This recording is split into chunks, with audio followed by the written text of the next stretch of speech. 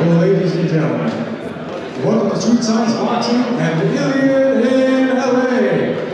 Please stand for the national anthem by Sophia Vincent, member of USC's boxing team.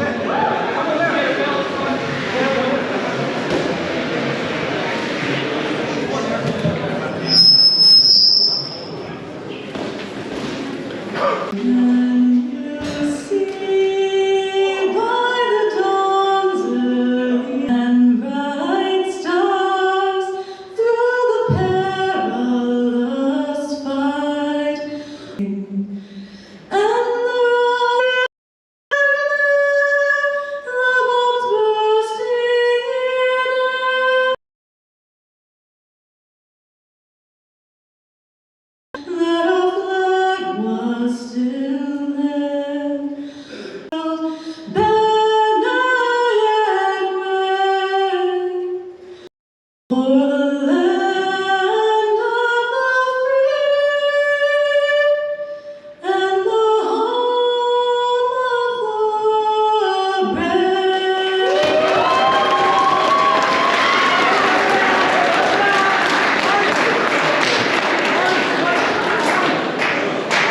ladies and gentlemen, let's hear it one more time for Sophia.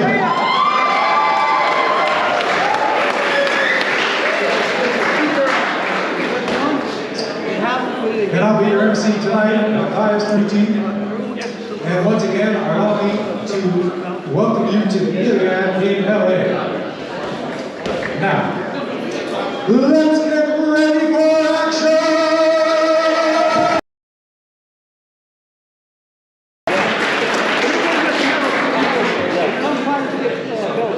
Number one, boxing. Out of the red corner, representing USC,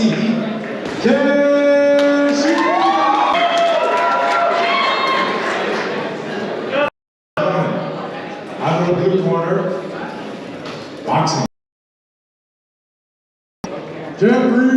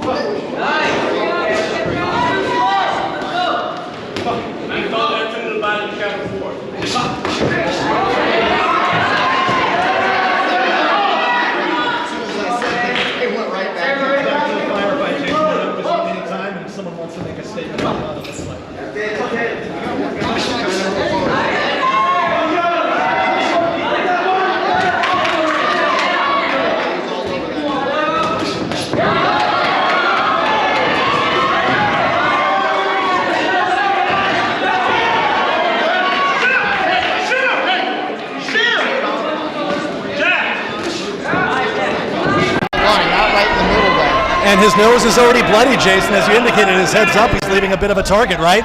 Yeah, he's a punching bag right now for Kim out of the Air Force Academy. Kim's looks like he has really good technique, and he's a little bit more relaxed. Yep, that'll be an 8 count right there. When you see that head snap back like that, that's a good indicator of going to get an 8 count. Frank's a good referee, has a lot of experience, and we're here to keep the fighter safe. So tell us, Jason, it's not necessarily just limited to receiving too many unanswered punches before that 8 count. It can be just due to the ref seeing that head snap back, as you illustrated? Well, there was accumulation of punches. They've both been banging. Obviously, there was a little bit of blood on the nose. And after a few good combinations like that, a little blood on the nose, and he pulled straight back with his chin up and got his head snapped back. That was a perfect time for an 8 count. That was a good 8 call on the 8 count. All right, I would have to give round 1 to Kim out of the Air Force Academy. He landed the more effective punches. He got the 8 count on that. Depending on what the judges do on it, it's definitely a 10-9 round for Kim, I think, and maybe even a 10-8 on some of the judges' scorecards. All right, the 10-second clapper, seconds out. We're getting ready to begin the second round here.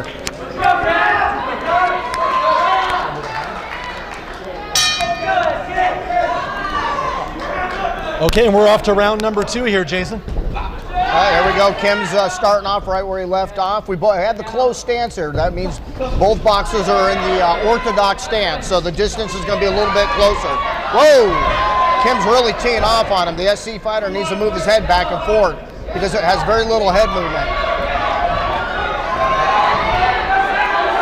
Like you said, he's leaving that chin up there as a target, and it looks like Air Force is teeing off on him almost at will. He's open to everything. Hooks, straights, jabs. Kim just did some good body work, some good body punches on the ropes there.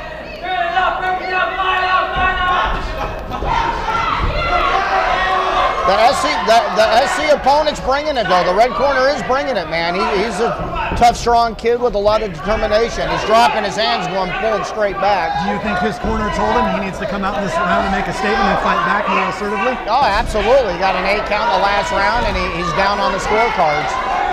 But he needs to keep that guard up and that chin tucked and that head movement. Otherwise, it's going to be a long night. He's going to get another 8 count. And let's see how much time he's going to have. Jason, educate the fans and the viewers here. This is going to be 3 2-minute rounds? Yeah, the Collegiate, it's just 2-minute rounds. So they can't go 1, they can't go 3. It's 3 2-minute rounds, correct. And the crowd is going nuts already for this first fight of the afternoon. And they are really giving us a show. Even though it might be slightly one-sided, it has been excellent. That's going to be we got another 8 count right here. Good call on the 8 count. You called it about a minute ago that it could be happening again. Frank's gonna let him compete and go for it and bang it out, but Frank's gonna step in with caution here. We don't need anybody taking any unnecessary punishment, like Joe Cortez says. Want to keep their brains healthy for their college education as well.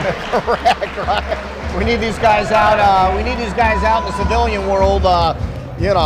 Providing labor for us some way. These are going to be future attorneys or school teachers or who knows, boxing coaches. Well, especially if they're going to be a doctor operating on me in 10 years, I want to make sure that they're of sound mind, if you know what I'm saying. Probably have some neosurgeons out here, so he's using this as his thesis, to see what the brain concussions and CTE. It didn't take us long, Jason, the first bout of the evening to start cracking the jokes. Yeah, we had a round to warm up here, but I got the Air Force Academy. He's got very good technique. He's very sound.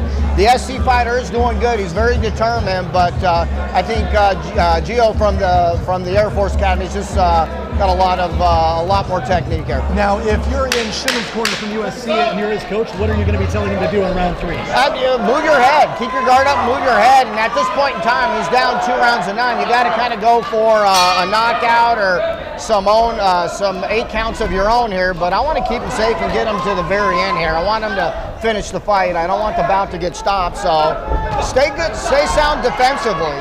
But Jeffrey Kim is coming out aggressive once again, landing those headshots early in the 3rd and final round, right, Jason? Well, he's not, he needs to jab more. The kid from SC needs to jab more because the kid from the Air Force Academy can come in untouched here. So you gotta throw 1, 2, 3 jabs. Now look, it just comes right in and lands a body shot, man. I'd be telling my guy to double and triple up the jab, man. Don't make it so easy for him to come in and close the distance. There he goes. You hear his corner jab. There's corner jab. I want him to finish the bout here. Good counter. Yeah, good pull. He pulled back. Yeah. Again, a lead straight. And we good can body hear it from work. here. We hear that thud. He's turning his punches over too. A lot of times amateurs will slap. They'll do a good technique, and then when it's time to deliver the punch, it'll be a slap. Kim's definitely turning his punches over. And he's mixing up his lead punches. He's not just leading with his front hand, he's leading with the backhand. Look at those counters. He's pulling back and throwing the backhand, straight backhand, right there. That's going to be an 8 count, yeah. Just as I was talking about it, he did. Now, do you think Frank can call by the rules, by Frank's judgment? Frank can turn it. Can he call the bout at this point? He can. Frank's going to check him out. So we're going to give him one more shot here, one more shot. See if we can get him to the end. Frank's like me. I want to try to get him to the finish line. Put your hands up, move your head. Frank's taking a good look at him. Yeah, one more and it's done. That's it. Bounce over. Yeah. That's 4. Frank, that's 4. That's over. Yep, that's good. Good call. Good call. Amateur here at Sweet Science Boxing and MMA in Hawthorne, California.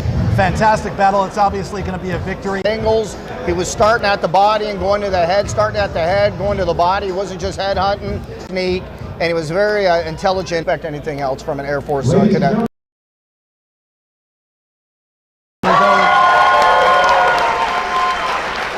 Matthias Narduzzi will announce the decision.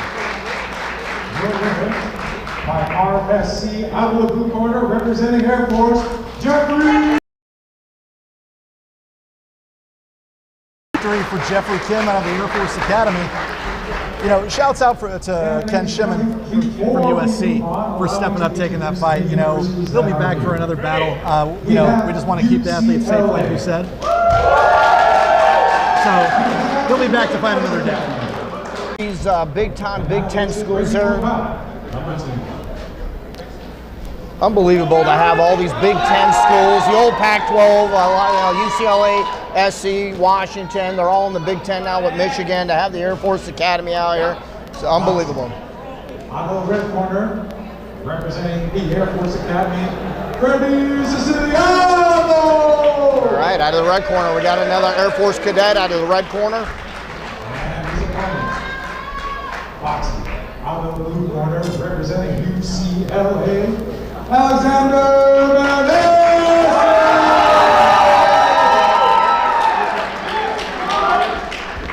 All right, we got the Air Force Academy in the red corner, and we got UCLA out of the blue corner, the 130-pound weight division.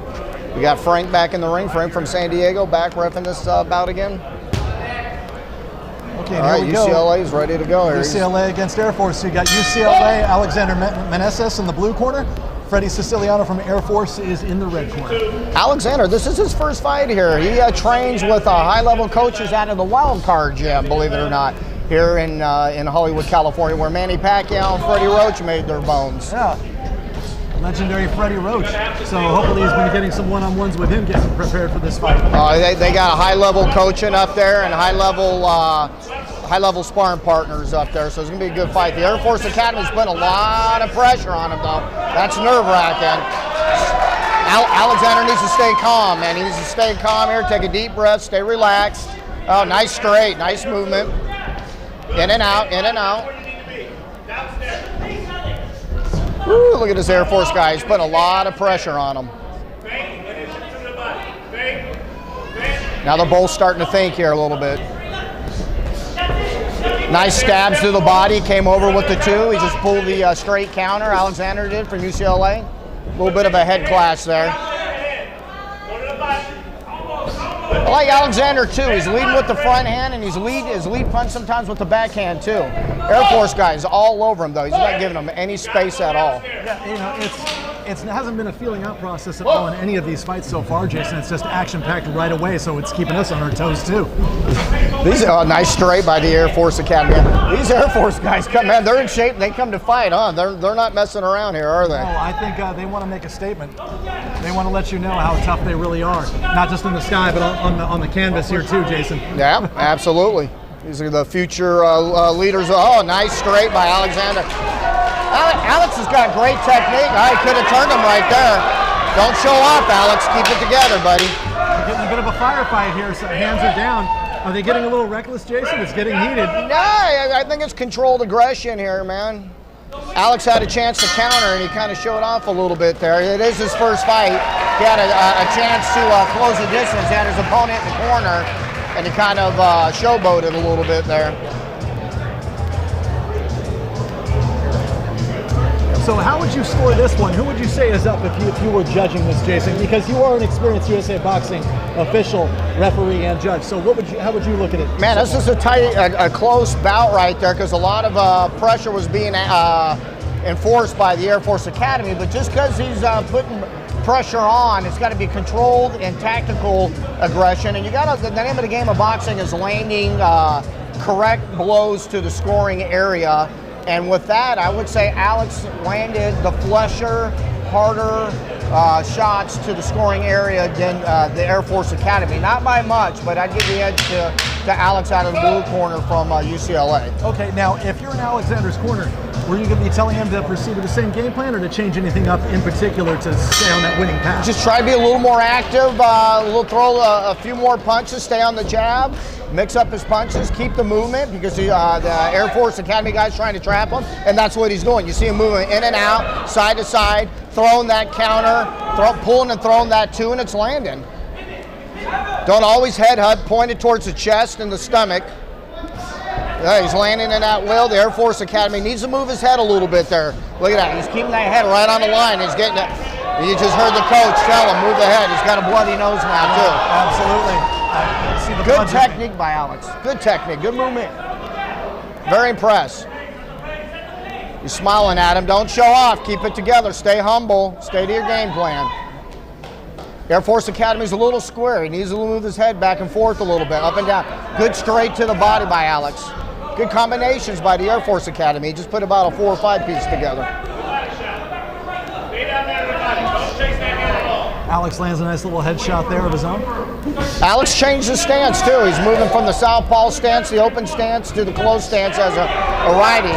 That gives him a little more distance when Air Force is putting that pressure on him. Being in that open stance gives you a little more space. Ripping body shots is the Air Force there. He's outworking them. Air Force here in the last minute started outworking Alex a little bit here. But there is blood all over his face. He's bloody but not beaten. Alex threw a nice straight to the head and came down to the body. Went to the head first and then went downstairs. Nice double backhand by Alex too. You don't see that a lot in amateur boxing. I love that, man. Double backhanded, can you update us on that? Yeah, he just throws his backhand 2 times in a row, man. Instead of throwing a 1-2 or just leading with the backhand, he threw it twice to the same area. Okay. This is a good amateur bout right here. One's got the pressure and punch, and the other one's using his footwork, his feet, and his combinations. Yeah, what a great amateur bout right here, man. Good show of sportsmanship, touching the gloves. Always from the collegiates. Showing respect to each other, saying, hey, we're both still here, let's keep it going. I'll give that second round to Alex again, man. The Air Force Academy guy had about 45 seconds where he kind of outworked him, but I think Alex won the first part of that round from UCLA and won the back half of that round. And he's just landing the harder, the weight's behind his punches. They're not slapping, they're not arm punches. He's turning his hips, he's turning his shoulders, and he's landing a lot of flush punches to the Air Force Academy boxer. That's fantastic. So if you're in Freddy's corner, what are you going to tell him to do to try to turn things around in his favor in the scorecards or to secure that maybe TKO victory? Well, this last round was tight. You don't know how the judges scored either of the rounds, so I still think you just put that pressure on and hope you can outwork them and pull this round off right here. Obviously, you'd love to get an 8 count here.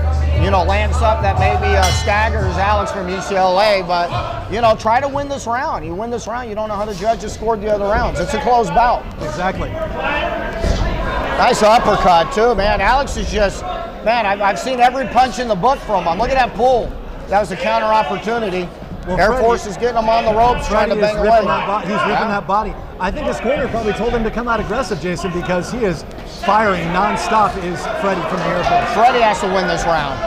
So that's what his coach told him. And he's following those instructions to the letter. It looks like if he told him to come out aggressive, he is doing a fantastic job of following those instructions. He wants to walk him back to the ropes and tee off on him as he's going back to the ropes.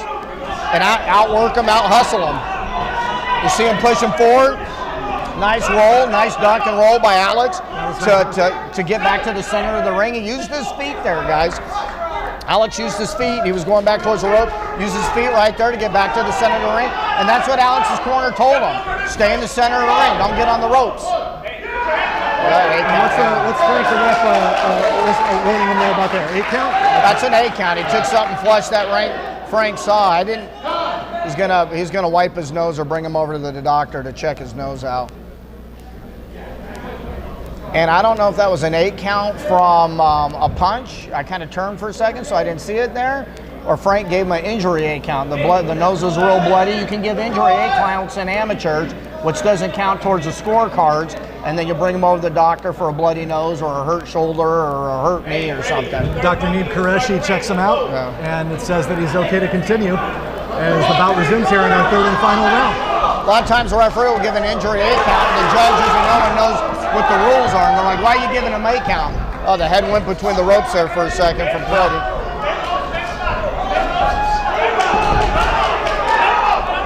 But Alexander's doing a fantastic job of still landing those headshots as well, I noticed, because I see Freddy's head snapping back a little bit when Alexander lands. Alex has landed his fair share of shots. I just think Freddy's used more technique, more ring generalship, more ring control, and he's landed more effective punches to the scoring zone. And at the end of the day, we have second and third criteria, scoring criteria, but the main criteria for the pros and amateurs is the most correct blows to the scoring area. Less than 10 seconds to go, and they are really keeping it going, putting a final fantastic statement on that round and fight, Jason.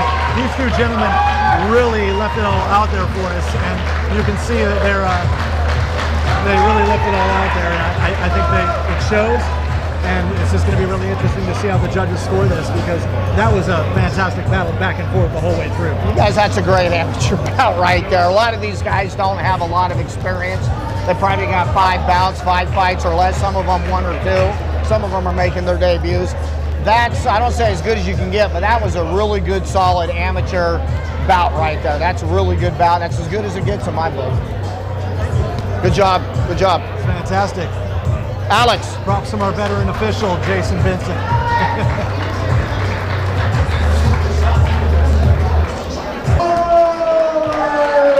Mendoza Gonzalez, University of Michigan, in the 168-pound weight class, Jason. And what I was getting back to, the kids and the weight on their shoulders and being away from mom and dad for the first time and part-time jobs, is this gives them an outlet. They don't even have to compete, but this gives them an outlet to alleviate some of that stress and anxiety and help alleviate some of the pressure, make new friends, meet new coaches, you know, be able to compete and travel from Michigan all the way here to sunny Southern California. Doesn't get any better than that.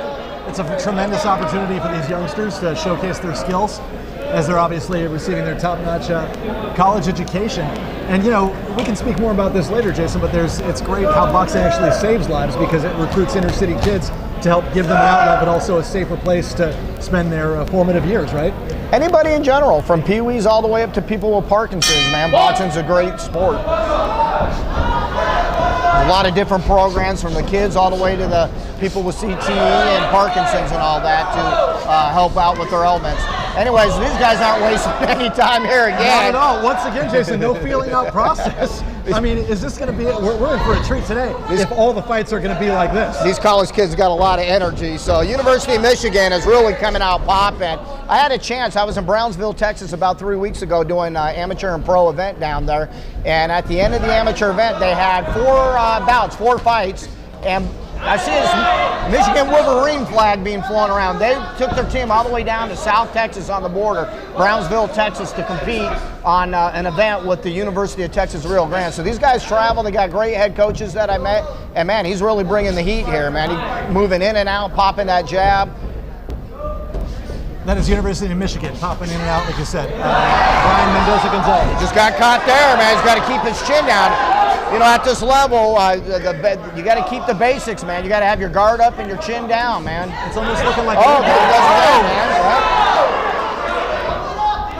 It's almost looking like a repeat of bout number 1, Jason, where one guy's got his chin up and the other one's landing those headshots, right? Oh, yeah, that same thing, but on this one, both the guys kind of got the chin up. They are moving their heads back and forth pretty good, trying to work in behind the jab.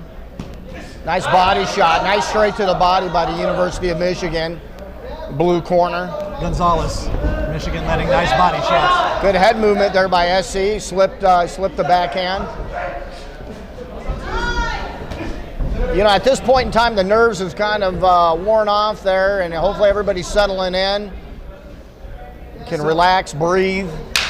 So maybe doing it in reverse order, doing the feeling out process in the second half of that first round.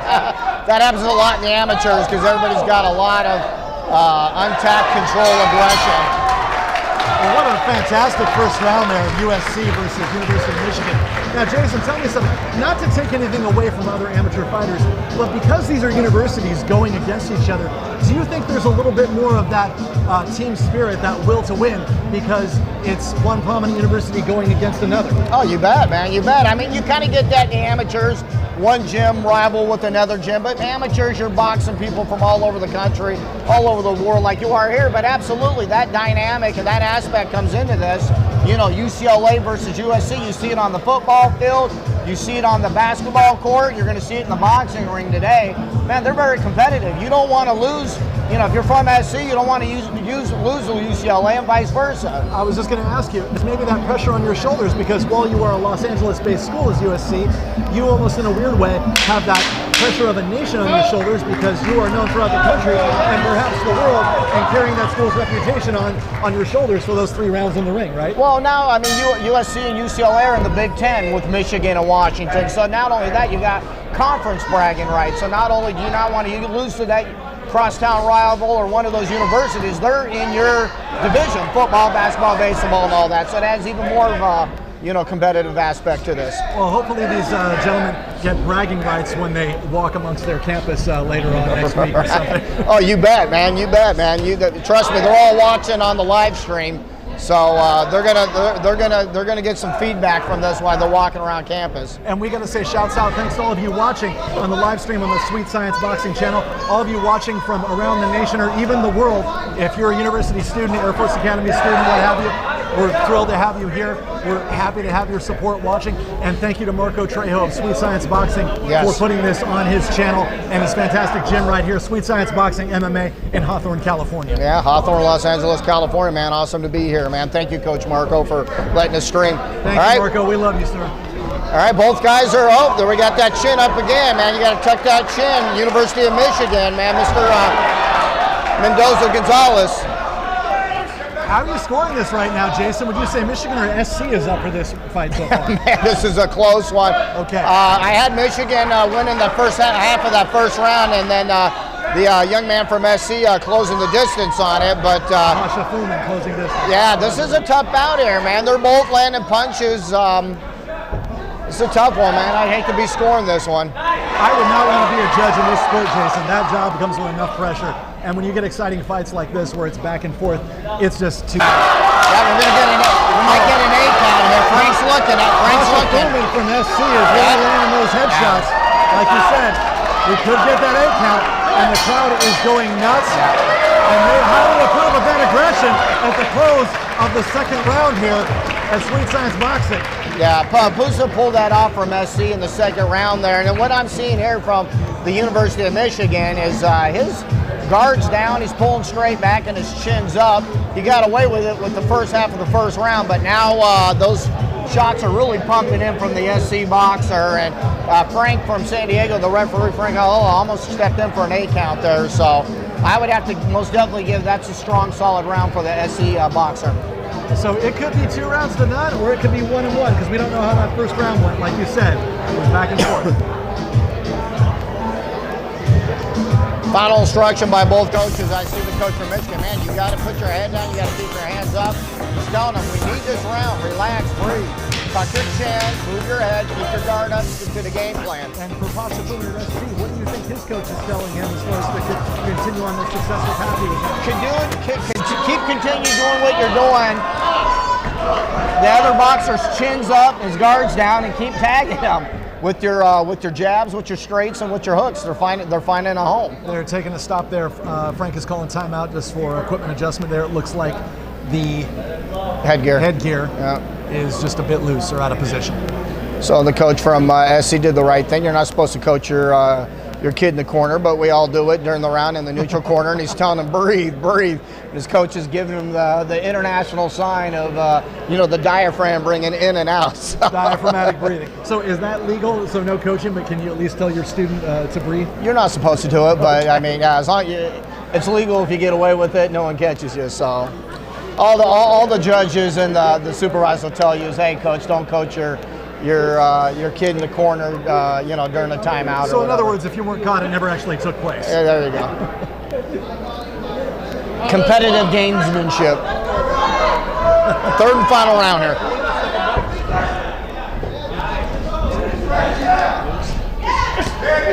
You see the University of Michigan guys coming out, man, with a lot of energy and scoring punches. His coach told them, you have to win this round.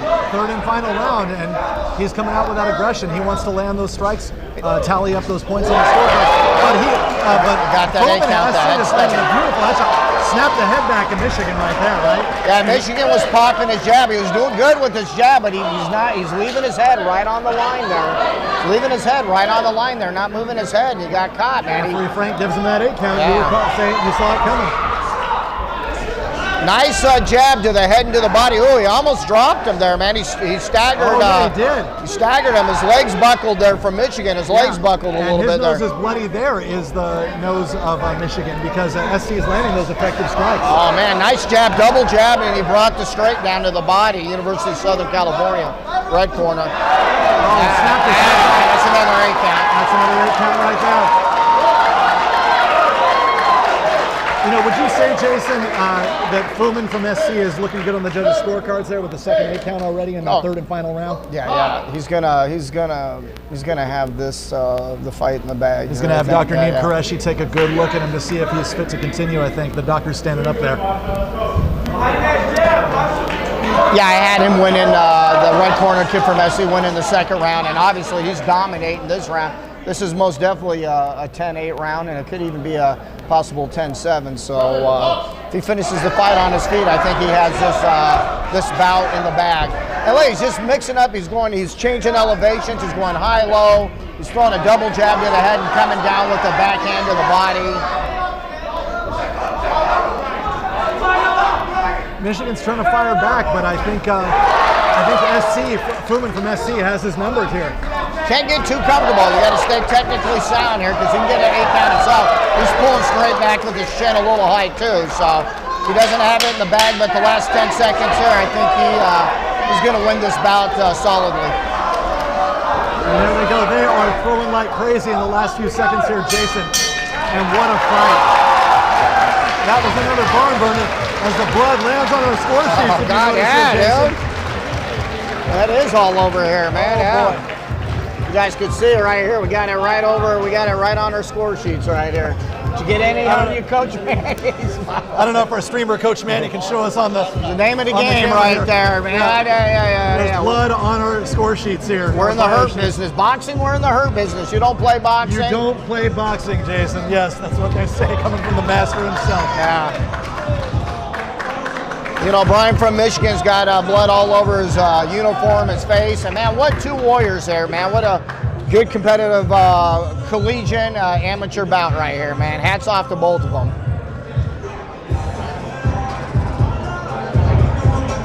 We're going to need to swap our beverages out, Jason, because I think blood landed on them as well. Oh. I got backup water and coffee down here.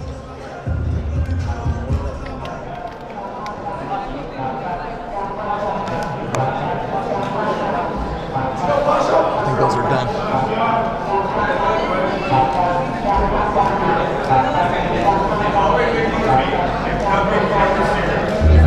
don't know. You think it's safe? Oh man, I would do it. I would do it. Yeah, I agree. Live to fight another day. Your winner. Out of the red corner.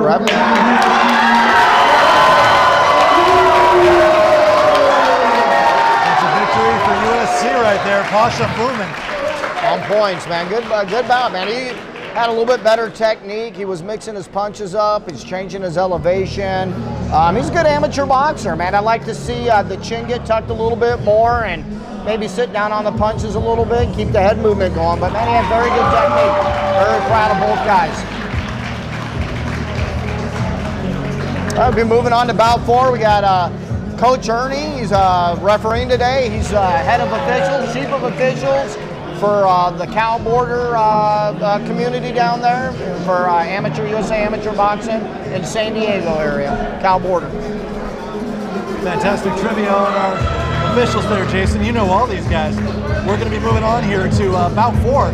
It'll be Antoine from USC versus Djibriel Curley. Sorry if I'm not saying that right. Djibriel Curley from the Air Force Academy in the 165 pound weight division. So we got another USC fighter here. We got another Air Force Academy fighter. So and Curley there from the Air Force, he's majoring in aerospace engineering. So that's a brain right there. He's a smart dude. And check this out. He's actually minoring in Arabic. Boxing. Out of the red corner, representing USC, Antoine.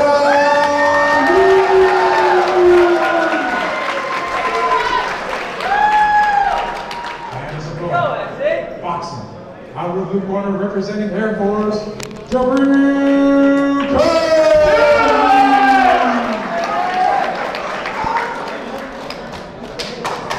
Yeah, a lot of the service academies and service members, they will have them pick up a foreign language because they're going to be, as Air Force, they're going to be officers and they're going to be deployed around, around the globe, around the world. A lot of them will be and deal with special forces and cryptology and different things, intelligence aspect of it, and they have to pick up that second language. And Antoine Liu here from USC, he's actually majoring in business, emphasis on finance, and he's got a minor in artificial intelligence. All right, yeah. He's actually done all kinds of sports with a karate and tennis background of all things. So maybe with that tennis instruction, he's going to have good footwork along with his boxing footwork. Oh, well, and the karate too. That's all they teach you in karate is those Asian martial arts, those old school ones, is footwork. So I think we're going to have a good competitive bout here, man. Both guys are come firing. They're kind of filling each other out a little bit. We got two right-handed boxers in a closed stance. Now he just switched, the kid from SC just switched his stance to the southpaw stance. So you got a little more space in between both boxers. And how's that going to be advantageous for him, Jason, as Liu from USC switches to southpaw? Well, it gives you a little more space if you want to pull back and counter, if you want to work that lead front foot, the angles. Maybe you get in that closed stance and you get hit a few times, so you move back to the closed stance. He didn't like the range there, so he opened back up. A lot of times with that karate, they'll teach you how to compete out of both stances. So he'll be comfortable and used to doing that, and he understands ranges. They're back in the closed stance. Close competitive bout right here. Good head movement by the Air Force Academy, the Falcons. That's Curley, yeah. Curley from the Air Force. The Falcons is the mascot, moving in and out there. Good elevation change. Falcon sounds about right, flying high for the Air Force. Back in that open stance, and he could switch the stance back in the close. So the SC kid's changing his stance. A nice strong left. I hear that thud against the head of the Liu at SC. Whoa, just missed, man. Whoa, uh-oh, he caught him there. He buzzed him a little bit, man. He didn't like that. He buzzed him with the hook a little bit from SC. So not as much as a firefight as that. Oh! They're picking their shots, but then they get into the firefight right there, Jason, as I say it. I can't believe the kid from Air Force took that punch, man. Man, what a chin on him, dude. I for sure thought Coach Ernie was going to step in and get my 8 count. That kid from Air Force is tough, man. He took that one. Man, that was a hard shot.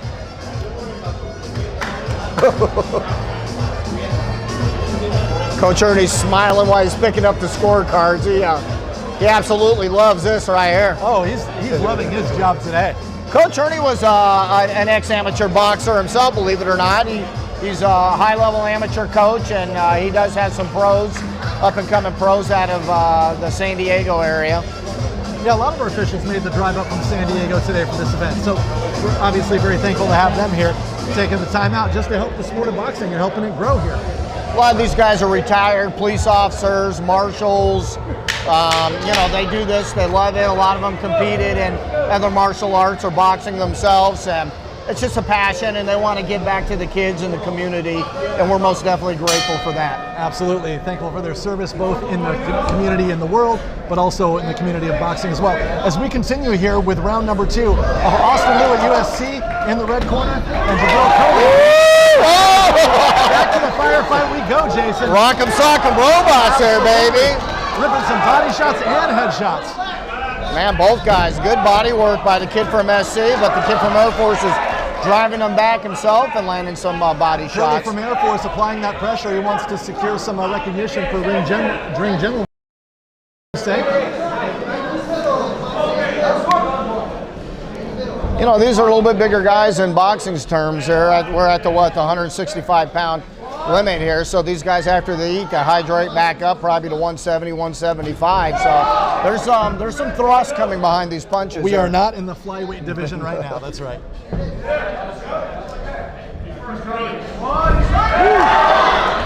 A little bit of slowing down. They just yelled out Curley to be first at the Air Force Academy, so he's got to take note of that and be the first one there to land. Like to see a little bit more head movement from both guys. The karate guy is kind of standing straight up. So they're staying on that center line, Jason, not moving quite enough? Yeah, I'd like to see a little bit more. We're back in that open stance. See, the Air Force guy got just caught with a backhand, and then their USC kid pulled back and landed a check hook for his lead punch there. Nice stab, nice jab to the face, nice double jab, good attempt. Good duck under, good roll from the Air Force Academy. Don't turn your back, rest on them. You don't ever want to turn your back to your opponent. And in any combat sport. Protect yourself at all times. You do never, man, ever do that. He knows better than that. 10 seconds here. Let's see. Ripping those body shots is Curley from the Air Force Academy. Yeah. Hopefully maybe trying to take the wind out of SC so we can capitalize that in the next final round. Well, he's trying to steal the round too. Maybe he's down, whether he's down or up, you always want to start the round strong and make an impression with the judges, because the judges are trying to look to see who's getting out to a lead. That's what we look for as judges, all right? Who's leading, and then who's shutting it, who's closing the round out, who's shutting the show down, who's shutting the club down in that round, and you want to finish strong. Perception is everything, so if there's that perception, if the opening of the round is being dominated and so is the remaining 10 seconds, that could potentially secure the round for them on that basis alone. Judges are human, man, and I look for that. It's not the number one criteria, but I look for that as a judge. And I tell my boxers, man, at minimum, win the first 10, 15, 20 seconds of the round, start out strong, and finish strong. Win that last 10, 15, 20 seconds. That could solidify the round for you if it's a coin flip 50-50 round. And here we go into our third and final round. Jason, it looks like this one could go either way. An impressive back and forth battle here. Antoine Liu, from USC in the red corner versus Curley from the Air Force in the blue corner.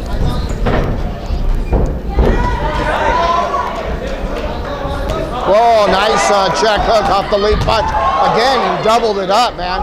Air Force guy's gonna have to make adjustment. Good lead hand. Now he switched his stance back. He gave him a different look. Oh! Oh man, those shots are really pumping in. I think he turned his back again. Don't do that.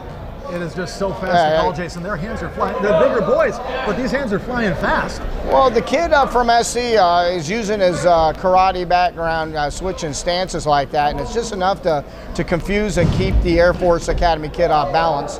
You know, when you switch your stances like that, and you rip a couple combinations from each stance, it keeps your opponent guessing, and he's definitely got his Curley from the Air Force Academy guessing. And would you say switching the stances like that every so often, would that help you create additional angles, Jason, so you can land more effective shots as well? Sometimes, if you're doing it effectively and you know what you're doing, absolutely. When you got your opponent guessing like that, you got punches coming from all different angles. You know, yeah, of course, it's going to create more opportunities. Oh, he just left his chin out there, Wong got caught from the boxer from SC. SC just got tapped. Okay. But that was one punch. SC's definitely outworking him here. They're kind of both holding and hitting here. Yep. Ernie will break that apart and tell him about that. Don't hold. No holding to keep the action going. Let's box, gentlemen.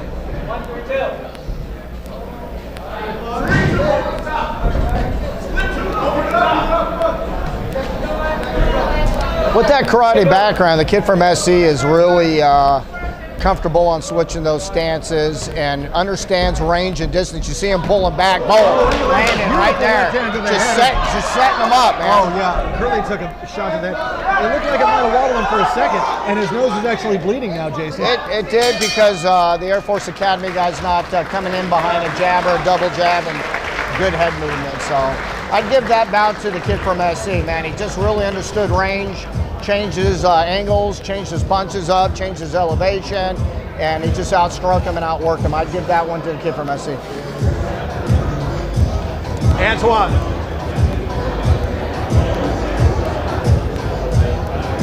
Antoine, great work. Thank you so much. All right.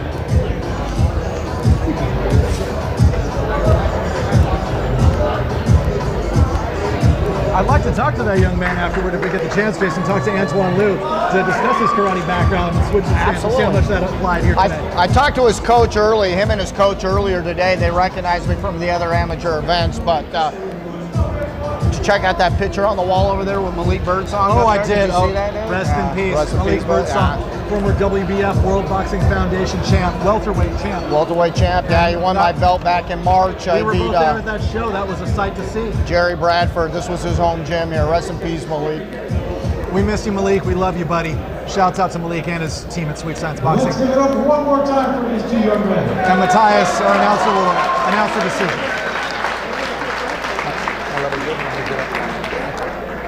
Your winner. Out of the red corner, representing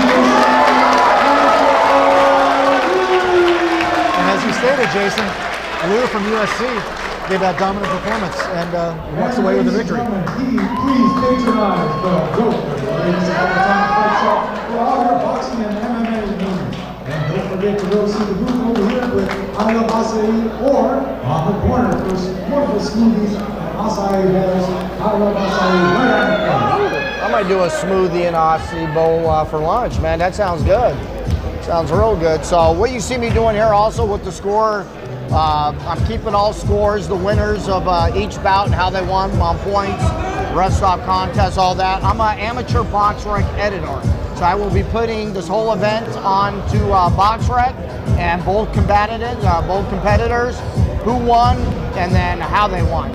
Points, rest stop contests, all that. So all these kids and all the referees and the event will go on to BoxRec, was one of our tools that we use for the professional ranks on making championship fights and keeping all the fighters and boxers stats on BoxRec. And while we have the camera on us, just want to say one more time, rest in peace, Malik Birdsong. We were honored to know you, and we love you and your team, Sweet Science Boxing. Thank you, Coach Marco, for facilitating this here today. Thanks for providing it on your YouTube channel. Rest in peace, Malik. He was a great young man. Hearts and prayers to Malik, man. We love you, buddy. Shouts out to the family.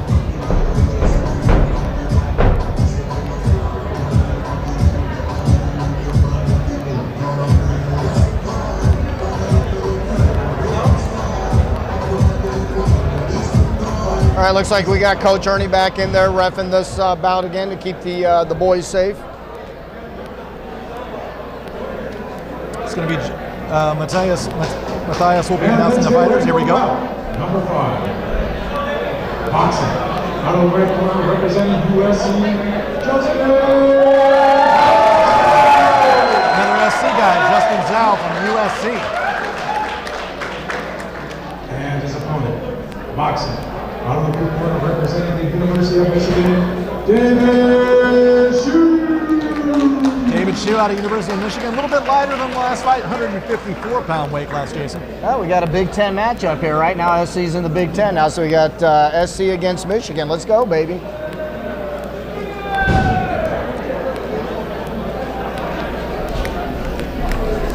Obviously, a ton of SC Boxing Club members here today. A lot of red and a lot of blue in the audience today. All right, here we go, round 1. I see the apparel, yes sir. Round number 1, here we go. Zhu from USC versus Shue from University of Michigan. Oh, and it's on early, Jason. Yeah. A firefight in the beginning of the first round. Yeah, these guys got a lot of pent-up aggression, man. David from Michigan, man. David Shue from Michigan. He is trying to stick to the game plan, man. He's doubling up the jab. He's going high and low with it. He's trying to stifle the offense of the kid from SC. The kid from SC is just kind of blitzing in there, and he's trying to use his technique from Michigan to stifle his offense. Uh-oh. Yeah, Zhu is actually originally at SC. He's originally from Shanghai, China. But Really? He's been studying in Los Angeles. And he's been swimming competitively since he was just 6 years old. But he's fully transitioned into boxing while he pursues his career in finance.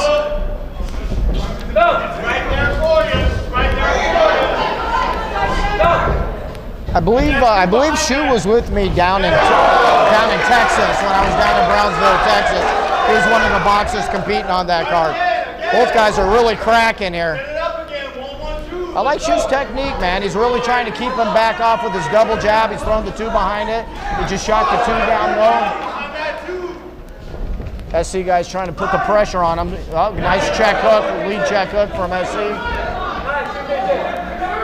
And how about this, David Shue, his double major, computer science and boxing. So he is studying the sweet science and the actual science as well. It's a thinking man's game. Everybody just thinks it's punching.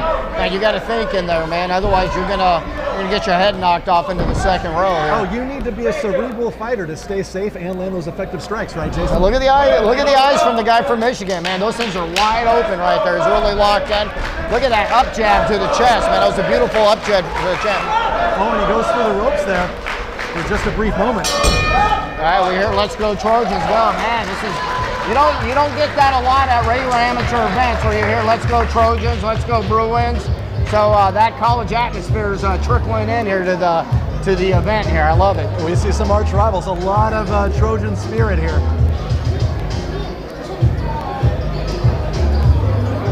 Well, I looked up what ILAD was. ILAD in LA. I'm like, what is ILAD? What is this? It's the poem for, the end of the Trojan War there and Troy and even it mentions Achilles and the different kings and all that. And I didn't realize what it was, but I had to Google that before I came in to make sure I sounded somewhat smart here and I knew what I was talking about. So, but interesting, man. It was really good thought into naming this event. I give you credit. You're more of a historian than I am on that front. It's called doing your homework, man. You gotta do a little homework a little bit before you get behind the mic here. All right, here we go, round two, man. It was a good competitive round. SC guys trying to close the pressure and walk him down. And kid from Michigan's trying to use his technique, his double jab, mix up his punches, go high and low. Landed a beautiful pull backhand. So you think just when SC, his coach told him you need to apply a little bit more pressure going into this next round? Well, he did that in the first, so I assume he's going to do it in the rest. That was a close round. I don't know who the judges gave the first round to, so. Once again, tough job for the judges here today, Jason. Good high-low. He's starting to, the kid from SC, starting to mix up his punches, starting to go high and then drop down low. Nice stab to the body, did a nice jab to the body, came over the top with a number two with a backhand. Nice stab to the body from the kid from Michigan, mixing it up. When I say change elevations, you're not just going high all the time. You're dipping down, you're going underneath the guard, then you're coming back over the top. You might start low and go high. Uh-oh, SC guys got him on the ropes, teeing off on him a little bit. That's gonna score some points with the judges. Oh, nice backhand to the body. SC's doing a lot better this round. Whoa, man. Oh, and he's walking him down there, Jason. Yeah. Well, the kid from Michigan's just pulling straight back. He's not pivoting. He's not cutting any angles, so he can start teeing off. The SC kid, he knows he's going to go straight back, so he can time that backhand while he's going straight back. Michigan is a little wobble there, Jason? Or a little bit. Okay. Might be tiring out a little bit, and some of these punches might have buzzed him a little bit, man. Kid from SC's got a lot of power, look. Oh, landing headshots there is Zoo from SC. A nice 1-2 up there. Breathe in, he's staying relaxed. Oh, but there, Michigan lands one of his own to the head. Kid from Michigan's just pulling straight back, and that's not a good sign. He's going to get hurt. So tell us about that, Jason. You say he needs to pivot to avoid that damage. Explain that to us a little bit more. You can't just go straight back. Usually most of my coaches, Coach Manny Fernandez is there. One step back, maximum two. Are you expecting someone else?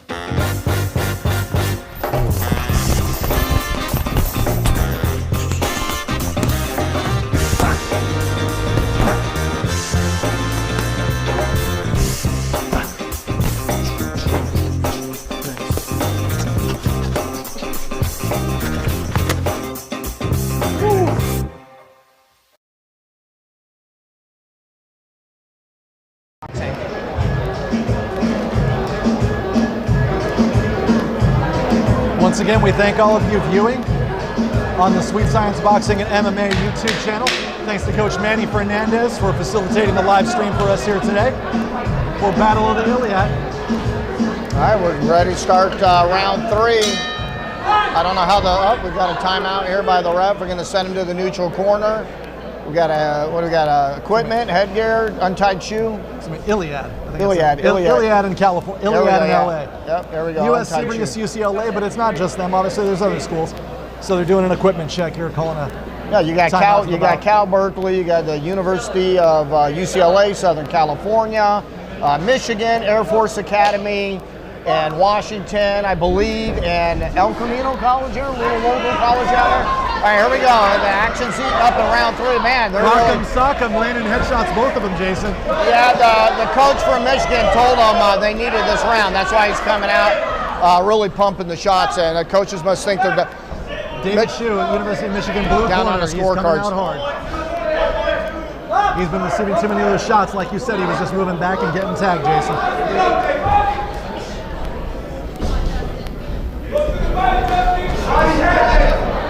Body head, yeah, good stab to the body from the fighter from SC.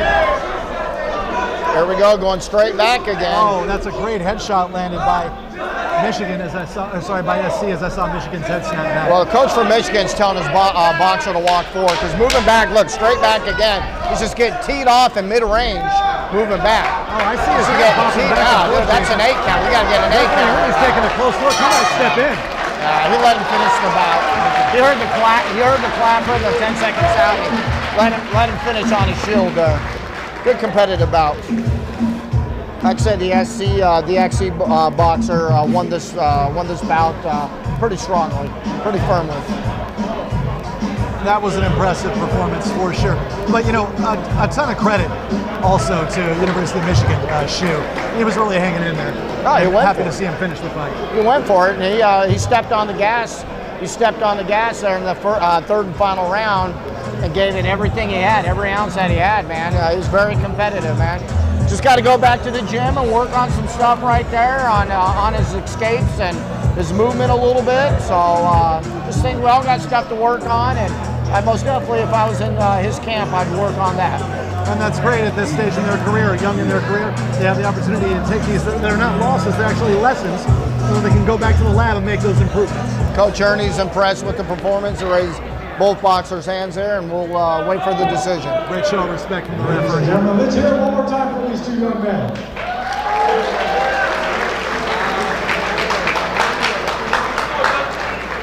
Your winner. Out of the red corner, representing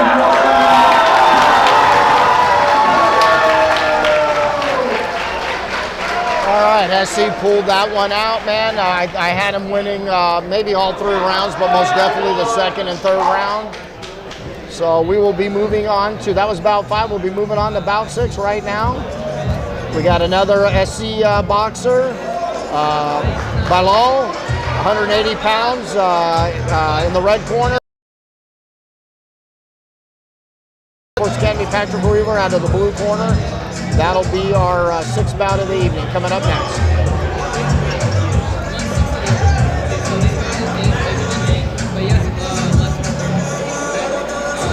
I want to thank my partner in crime. You can't see him on camera here, but Coach Manny Fernandez for setting up this live stream on the Sweet Science YouTube. Coach Manny set up all the cameras. He's got everything here, all the audio, all that. He's a master at it. He's a pro at it. You can follow Coach Manny in the Master Boxing Division on. Coach Manny travels all around the country doing Master Boxing Division events, tournaments, and he's probably done 10 or 15 of them. He does them in Vegas, done them over in California before, Texas, and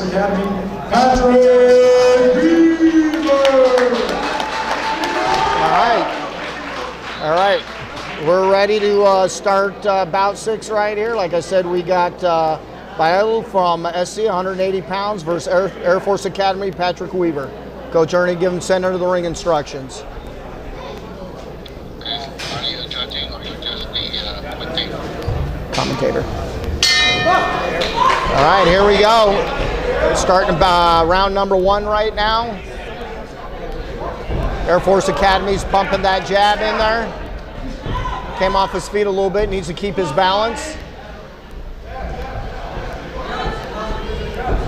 Nice feint by the SC fighter, mixing it up with his lead hands. Nice stab to the chest. Using good technique there from USC.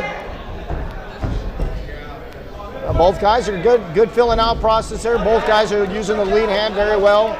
Air Force Academy landed a good jab. He almost landed the backhand there. He missed the 1-2 and then pulled back and just missed his counter 2. The ball trying to find the range and the distance right now. There you go. Nice stick. Nice stick down low by the SC fighter, and he brought the jab to the face.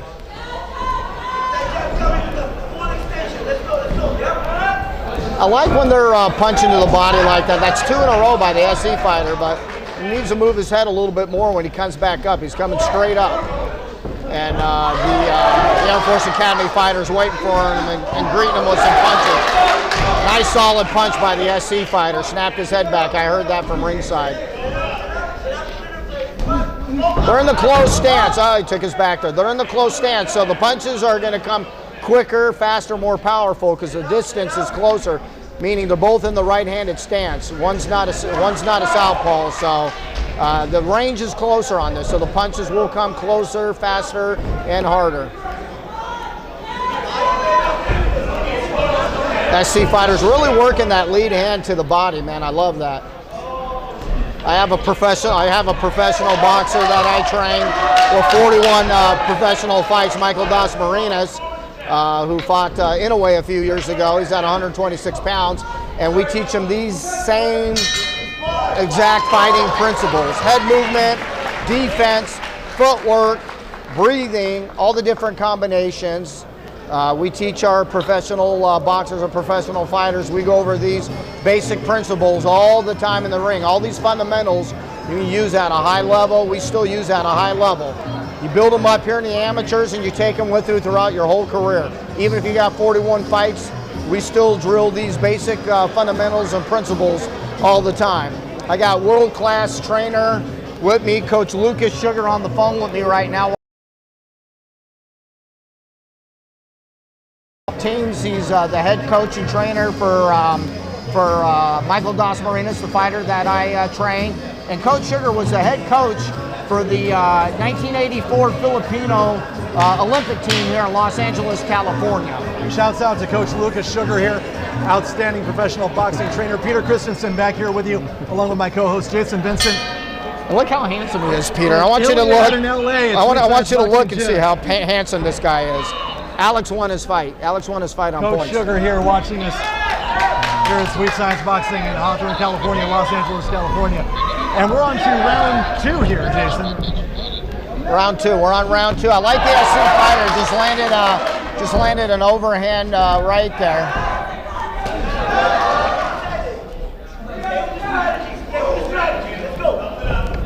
So Soriano Balal from USC in the red corner against Patrick Weaver at the Air Force in the blue corner. Jason, how do you see this bout so far? That's a close competitive bout. The SC fighter's really doing a good job with his lead hand. I can't say it enough. Look, he stabbed to the body, came over to the top. He's really controlling the range. He just led with his backhand here. He's got good technique. There's that stab to the body, and he's working a lot of combinations with off that stab to the body there. Going high, going low, like changing his elevation. I love that, man, all day long. So I have the SC guy edging him out right now. He's really keeping the Air Force guy off balance, and every once in a while I mix in that backhand there to the body or to the head. And he just comes in with a beautiful left that he lands on the head there, does SC. He's not sitting down on his punches a lot, but that's okay. He's scoring. The name of the game is hit, don't get hit. He's scoring a lot with the judges, and he's mixing up his punches, man. I love it. He's doing a really good job. Fantastic job preserving his head for his career as well. Hit, don't get hit.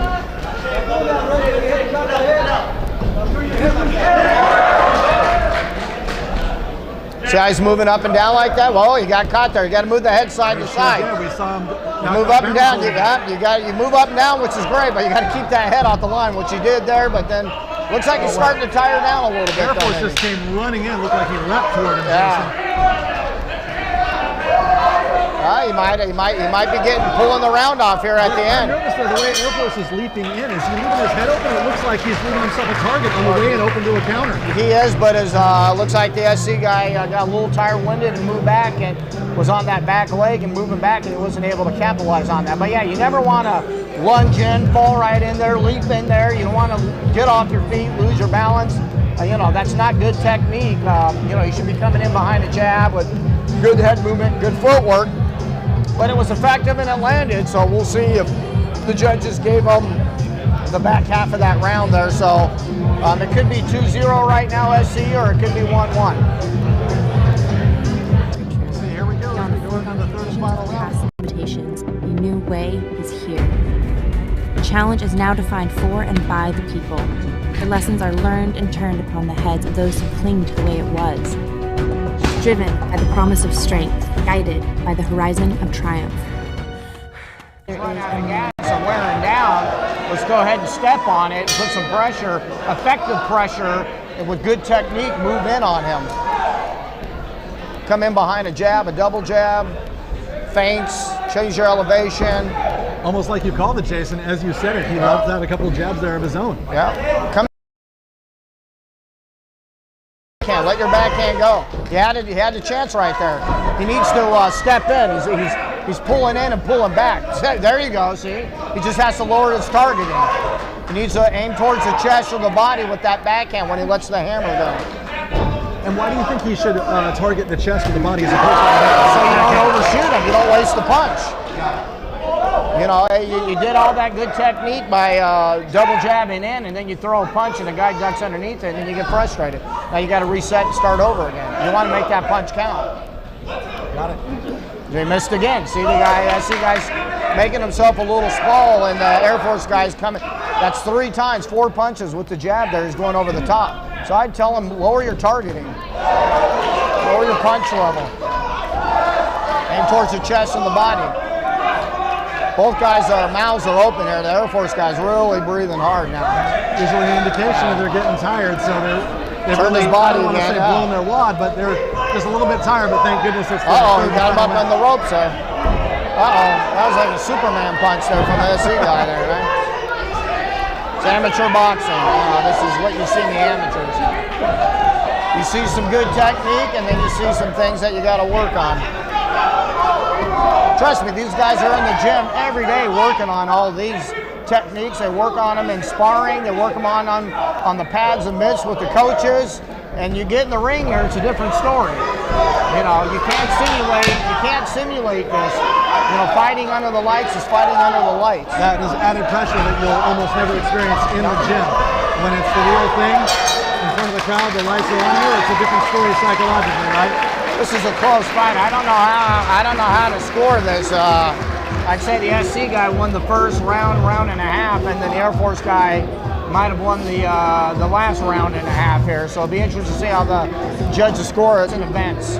Bounce events and boxers, not fighters and fights. So I'll bounce back and forth. So if any tired amateur people are watching, don't crucify me for saying fights. So, it's bouts and boxers. Well, they are bouts. They're so exciting we end up calling them fights sometimes. We're just so used to saying it. But boxers and bouts.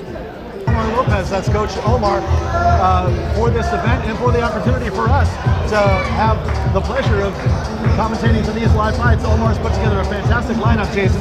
These fights have not disappointed for even 1 second today. Coach Omar's a great guy. He took over the USC boxing program about a year and a half ago, and we've been talking about doing an event, and we finally came to fruition. We've been talking about this for a year and a half, and finally came to fruition.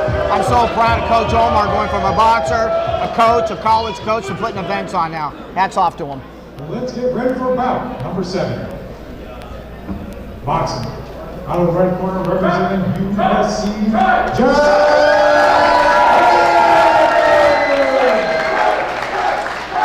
Let's see if Cal Berkeley gets any louder than the SC crowd. Boxing. Out of the blue corner, representing Cal,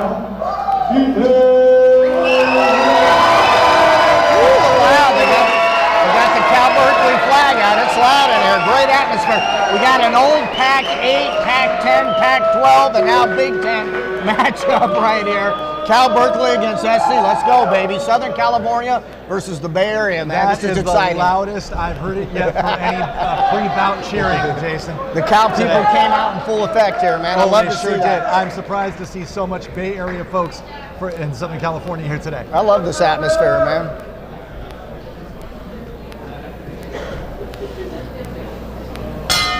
We got Marcus Allen here versus Aaron Rodgers, right? Here we go. Here we go, baby.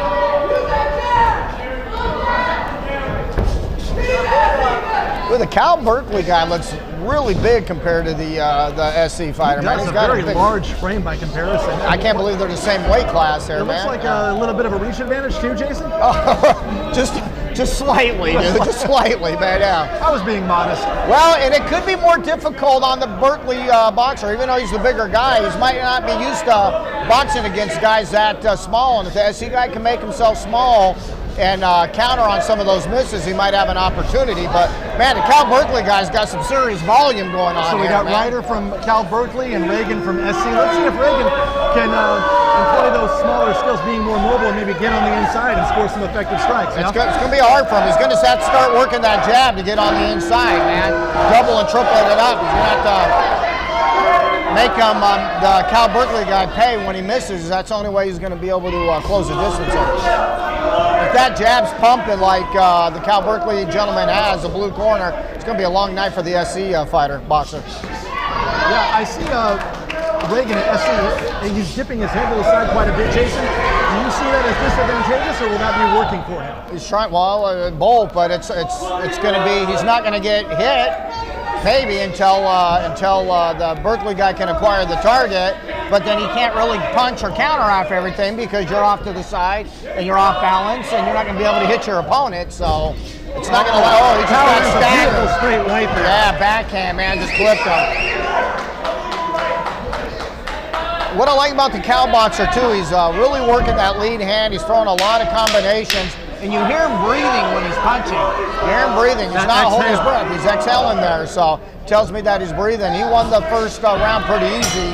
And it looks like he appears to be controlling, Cal Berkeley does Ryder, appears to be controlling the pace and where the bout takes place. Would you agree? That's True. Beyond the foregone conclusions of past imitations, a new way is here. The challenge is now defined for and by the people. The lessons are learned and turned upon the heads of those who cling to the way it was. Driven by the promise of strength, guided by the horizon of triumph. There is a new way. We feel it in our hearts, and we move it with our muscles.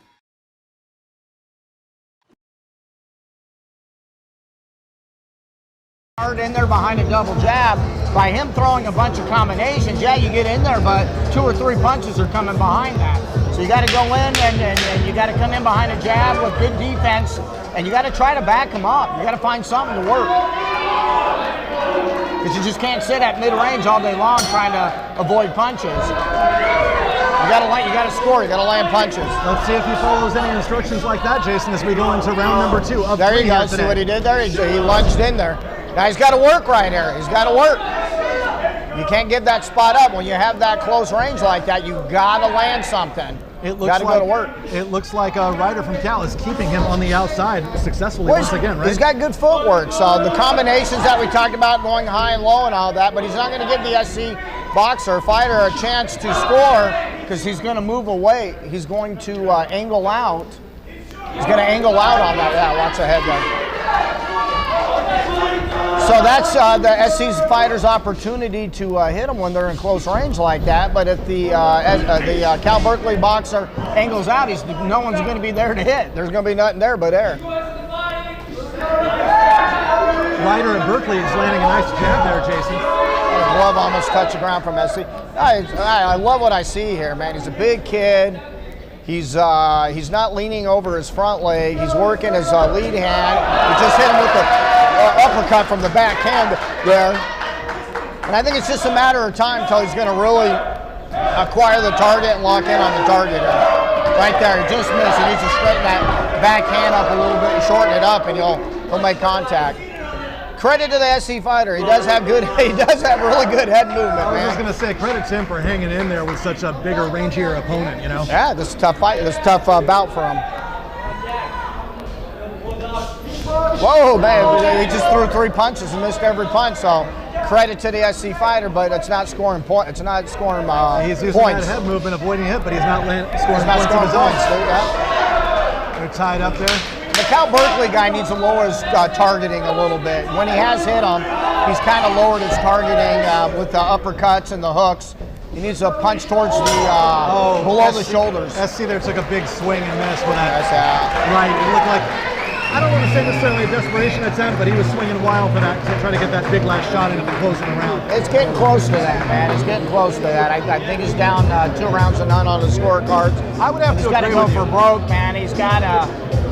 kind of give up some technique and risk a little bit to get in there. Maybe start coming in here with some haymakers and choppy overhand rights, which you usually don't want to see. But at this point in time, if you're down 2-0 on the cards, you got to try something that's going to connect and maybe stagger your opponent or stun them. Oh, you know Coach Omar is going to be telling him to get in there and make something land, to set up something with his footwork to land those punches, right? But then Ryder at Cal, they're probably telling him, you have this bout won the way you're going, so you need to keep maintaining distance, establishing that jab, correct? No need to do anything different. Win the bout, I think you've had 2 rounds in the bag. If you want to step on it a little bit to try to finish him, great, but at this point in time, just keep doing what you're doing, touching the gloves of respect. I like the show sportsmanship in our 3rd and final round. Here we go. And it's hard when you tell your boxer to risk. It's hard to risk. There he goes. He's backing him up on the ropes for a second. He landed a couple shots, but when you risk, you're going to get hit, you know, so it's hard to tell your boxer to go in there and you got to let it rip, but, you know, there you go. And he does with a big left, it misses, but he's trying to get in there. You got to step in. Rack up those points. And maybe even go for that finish, because that might be what's necessary for SC to win this bout. Well, the coach is always drill technique on us, but then when you're in a situation like this, you almost have to give up a little technique to get in there and land those chopping right hands and hooks and uppercuts to connect.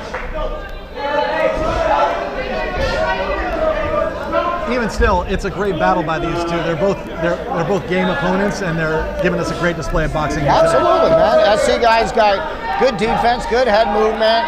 Lesser opponents would have been stopped, man. A lot of these shots would have landed from the Cal Berkeley boxer. So the SC guy has great defense, good footwork, side to side, cutting angles, stepping over, and I can see Coach Omar's work with them a lot. I think at this point in time, it's just the size difference that's just a little too much to overcome. He almost landed a backhand there, just missed his chin. Good job to SC for dodging out of the way of that one. The SC boxer is a well-coached boxer, man. I could tell Coach Omar's worked a lot with him. He's got his backhand up, comes right back to his face. He is keeping his front hand a little bit low, but man, what great head movement. Just got caught with a backhand, though, on the way out from the Cal Berkeley fighter. Cal Berkeley doing a good job moving around, not getting caught on the ropes. As SC there, Reagan is charging in. Really trying to make a stand, but he gets shot there by Ryder at Cal, landing more effective strikes right there. I'll be honest with you, this is probably the best technical fight that we've had, technical bout that we've had so far today. Both. Thank you.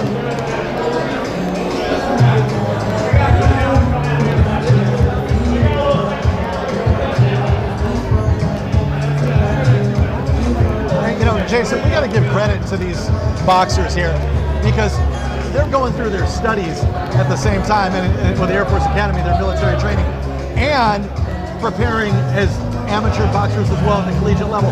That just takes a tremendous time and psychological commitment as well. Absolutely, hats go off to them. And like I said, boxing in college is phenomenal. I'm an avid supporter of it, man. I love it. I love seeing these kids have a chance to go in there and compete at a college level, man. Awesome. Dias will announce the decision. Out of the blue corner, representing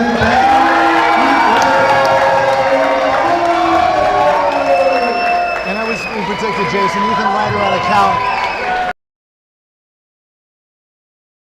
Landing those, racking up those points, so he wins the bout, obviously. Yeah, it was a little busier and made more points to the... It's fantastic. You like to see collegiate boxing growing, and it's fantastic that it's getting this level of exposure. And especially in a place like Los Angeles, California. It's a huge platform for these young gentlemen. This is a lifetime memory. These guys, you know, have professional careers. So they get to do this through college and make memories. They can tell their kids, their grandkids, you know, the great-grandkids that, you know, uncle, brother was a collegiate boxer. And these are lifetime relationships that they're going to make and lifetime memories that they're going to make. And hats off to them. I'm just so proud of all these guys, man. And that being said, I'm just honored to be a part of it, just that we get to call the action of this, I dare say, historic moment in their lives. Correct. Correct, man. The have bragging rights for life. Some of these guys will be attorneys, school teachers, whatever they do, work on Wall Street. And, you know, they're always going to be, I was a collegiate athlete, boxer for the University of Michigan or Air Force Academy or SC or UCLA, man. It's phenomenal, man. Corner versus Min from University of Michigan in the blue corner in the 100. Talk and meet with their coaches. One of their head coach was a collegiate. Boxing. Our red corner representing the Air Force Academy, Nico.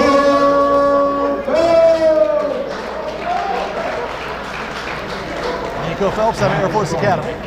Boxing. Our blue corner representing the University of Michigan, J.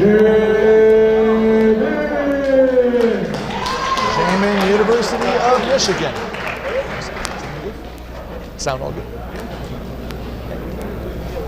All right, we got this is in the 165-pound division. 156. 156 division. It's okay. Dyslexia sets in sometimes too. What would I say? 165. All right, well there you go, man. And I even have my glasses on.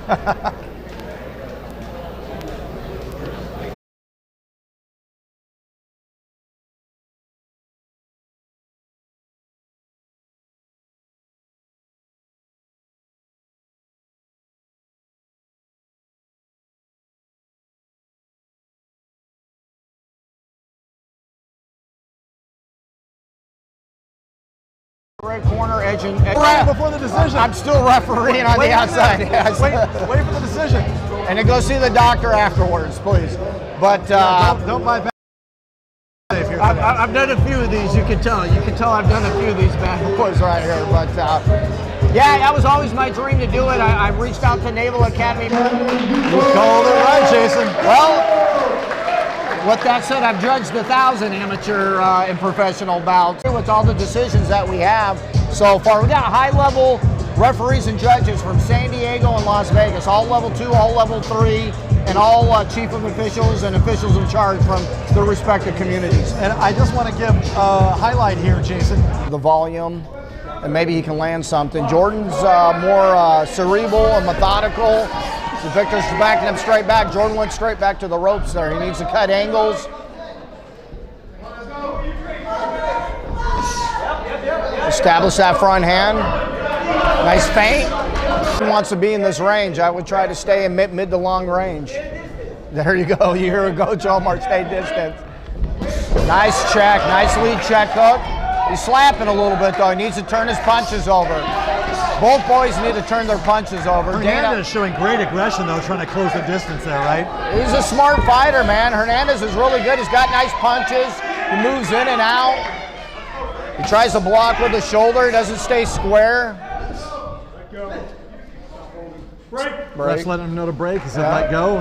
Okay. And they abide by the rules as they continue. Oh, nice stiff jab right down the middle. And it Jordan came over the nice top right with the backhand. Yeah. Oh, that was great. That was beautiful.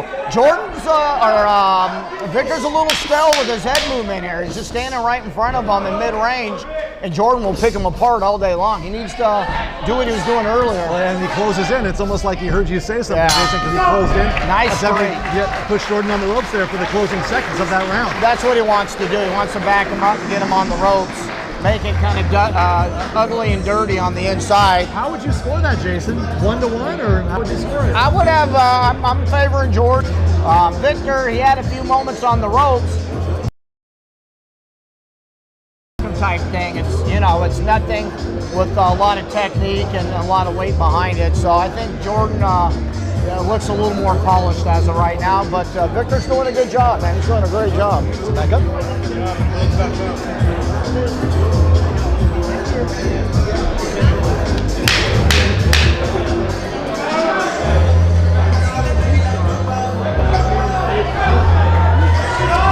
I can see why he's a national champ, man. He's a really smart, technical boxer. None of this. So you caught all those punches. Victor came out swinging, which he did good technique. Jordan was able to parry those and block those and step out of range. Nice punches on the inside in the clinch there. Yeah, I was going to say we got a little holding there. We got a little holding by Victor. Yeah. Dana's going to give him a hard caution there. Don't hold. Going to push him back. Now tell us, Jason, in the amateurs, are they more stringent with the rules with regards to clinching compared to the pros? Farees, but pros have been doing this so long, man. They know how to hold till the very last second and then release. They frame with their forearms and the elbows. They bump with their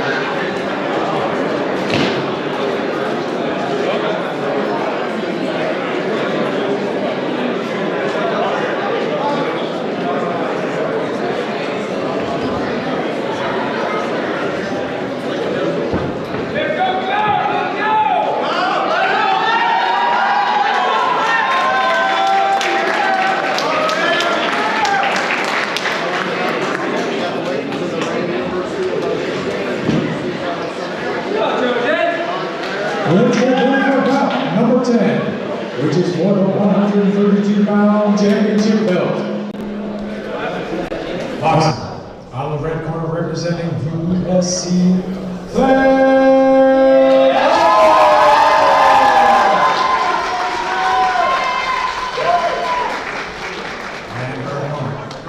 Boxing, out of the blue corner representing University of Michigan, Sabrina. All right, we got Claire Dong out of the red corner, USC, 132-pound division, versus University of Michigan, Sabrina Wong out of the blue corner. We got the females going on now. I believe this is the only female battle of the night. This is fantastic, Jason. Another title fight here. 132-pound belt. Claire Dong from USC versus Sabrina Wong out of University of Michigan for the 132-pound belt here at Sweet Science Boxing Gym for Iliad in LA, and we're off to a fantastic start in round number 1. A little bit of a size difference there. The girl from SC is a little bit taller, trying to stay rangier, right? trying to stay mid to long range, and then you got the shorter boxer Sabrina out of University of Michigan, a little bit smaller, trying to get on the inside to land some blows. And educate on the fans for us. There we go. Oh, we might get an 8 count as we return to another. Going straight back with her chin up. Here we go. Like you highlighted earlier today, Jason. You can get in trouble when you do that. Nice uppercut. Nice rear uppercut from the University. Well, she almost lined her up with that backhand. Girl from SC's got to get her hands up, move her head, or she's going to get lined up here. We're going to get an 8 count here pretty soon. Referee Frank's taking a good look at them. Might be a little overmatched here. Nice lead from the girl from SC. Nice lead backhand. But the pressure coming on from the University of Michigan's outstanding, man. She's just walking her down, walking her straight back.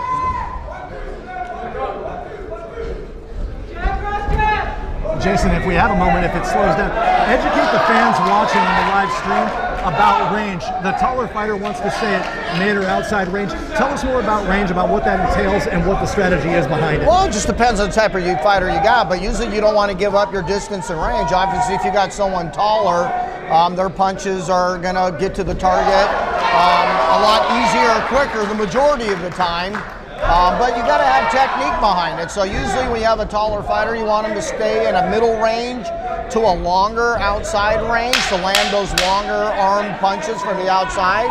And what happens then is you're landing your punches, and the shorter arm person is going to have a hard time landing their punches, or they have to extend themselves or kind of fall into range, or you can slip back and counter, and you can use your range that way too. So with that shorter fighter with the shorter limbs, of course, not as long as the opponent, they want to be on the inside. They want to get in close to land their shots. And what are they going to have to do to achieve that typically, Jason? Well, there's a lot of things. You go in behind jabs, sometimes double jabs, sometimes triple jabs. You change your elevation. Sometimes you can make yourself small. You can bend down and crunch in to avoid the longer person's punches going over your head, and slip and roll those punches, and use your footwork and your lead hand to close the distance to get into that mid-range or that close range to open up and land your punches. Footwork, there's a lot of different things you can do to close the difference. You let the taller puncher throw their punches, and if they're not moving their head or they're not throwing combinations, you can follow those punches back behind, close the distance and meet them. And it looks like Claire Dong was getting the better of those exchanges. What do you suspect Coach Omar was telling her to do? Because she seemed to be establishing range effectively in that first round. Oh, I had the University of Michigan girl closing the range on her, closing the distance, and landing hard punches like she is now. She's just moving forward, and she's just throwing a lot of punches. She's overwhelming her with her combinations.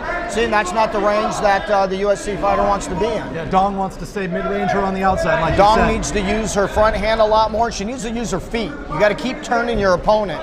You got to use your lateral movement, left, right, in, out, and you got to keep moving. You got to stand right in mid-range and stay right in front of her. She's going to tee off on her. That's a little bit better job from the girl from USC the last 20 seconds. And Wong from University of Michigan, she did a fantastic job establishing aggression early on in this second round, right? First round too. She did the exact same thing. We got a headgear popping off here. All right. Referee Frank calls time for a headgear adjustment. Time in. Fantastic work by these girls. Like you said, the only girls fight, and they are really showing out today, Jason, bringing it for the audience and for the viewers online. Tough ladies right here, tough ladies. Absolutely. They are making a statement not just for their universities, but for women's boxing too. USC needs to just keep that jab right in her face. Every once in a while, lead with the backhand like she just did there. That was a she just great right to the dome. Yeah, every once in a while, but she's still, the range, she still doesn't have her range right. She's still a little too close for my taste. She needs to move her feet and circle out. Circle to the left, circle to the right. That's still too close of a range. That's the range right there that I would like to be in, on the balls of the feet. Pop that jab though. She's got to pop that jab and double it up. She'll have more success. She's got to get back on the jab right here. Double it up. Not always to the face. Go down to the chest and the stomach too. Bring it up, bring it down, bring it up. Move it around a little bit. Jason, I think I see that they're slowing down just a little bit in the middle of this second round. And I think I see one of their mouths hanging open a little bit. Fatigue might be setting in, or could that be an adrenaline dump at this point? Both, a little bit of both. You know, they're conditioned for this, so a lot of it's nerves and adrenaline dump. And like I said, you can't simulate a real bout, a real fight. You can spar every day, all day long, and a real fight's a real fight. When you have moms and dads and teammates and friends and college friends here, and you feel the extra weight, added to pressure and weight, and you want to perform good, and you put that extra weight on your own shoulders, it's tougher. You get a lot of anxiety. You really do. You get a lot of anxiety. Fight week is horrible. Fight day is horrible, and then once you get in the ring, it all kind of leaves. But I'm telling you, fight week is a miserable feeling, especially when you're new and you haven't done it a lot. You know, there was a Muay Thai fighter I'm friendly with, Marcy Maxwell, and she was explaining to me the psychology that goes into a fight camp, and saying how taxing the psychological process was, and saying how fight week is awful, and saying, oh, I don't know if I can do this. And she said the feeling after a fight is, oh my goodness, I can't wait to do this again. It's well worth it, and that's well said. That's how it is. It's really how it is. And you're proud of yourself. Win, lose, or draw, you know, sometimes you lose and you're down on yourself, but you look back and you reflect, and you're proud of yourself. And the girl from SC's starting to figure out the range a little bit better. She started figuring out a little bit more in the second half of the second round, and well, there we go. She's giving it up though. She's giving up her size. So you feel like Wong from Michigan was establishing the better range in the first and second rounds? Oh yeah, absolutely. She's closing the distance, landing more punches. She's coming in behind a double and triple jab, but now she's pulling back. You see, I see the girl from SC stepping. Oh, nice backhand there. Yeah, I saw Wong's head snap back for just a second. Nice overhand there. She put a little arch to it. Nice little overhand too. So would you say Dong from SC is improving her range a bit this round? Yeah, well look. Now she just gave it up, but right there, that's where you want to be. She wants to pump that jab. Step in and step back out. What I see about her from SC, yeah, she's stepping in, but she's staying there. Okay. She needs to step in and step back out and reset. Step out, you got to pop that jab on the way out. Wong landing a nice headshot there too. Oh, nice rear uppercut, man, from Michigan. Was a nice shot by Wong at Michigan, absolutely. Credit to her. She backed her, she wanted back her right in the ropes. Huh? The harder punches are coming from Michigan, first, second, and third round. You know, they're snapping the head back from the girl from SC. I feel like, and correct me if I'm wrong, Jason, I feel like that Wong's mission, based on her approach, establishing that range, getting in close, she's just trying to bully her opponent and smother her. Yeah, but she is.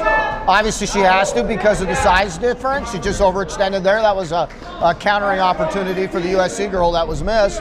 She has to with the size and range, but she's coming behind punches. She's just not, she's just not freaking blitzing right in there or falling right in there. She's coming behind feints and punches. Not much head movement though. You see her head's on the line every single time for the girl from USC for her backhand. It's there all day long. She just times it right. But that was an incredible fight.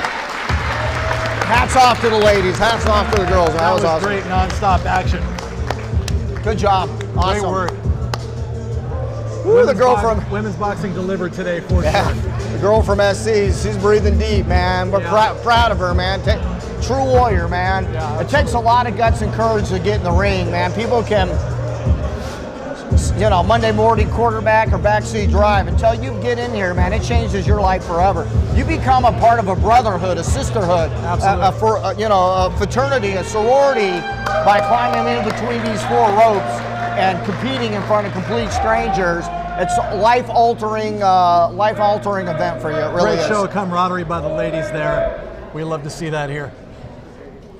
And Matthias will be announcing a decision for that 132-pound belt.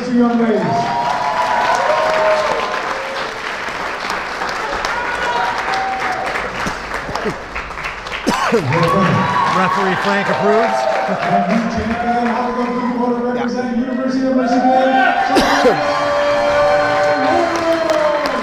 Good decision. That's how I had it. I had 2 rounds to 1.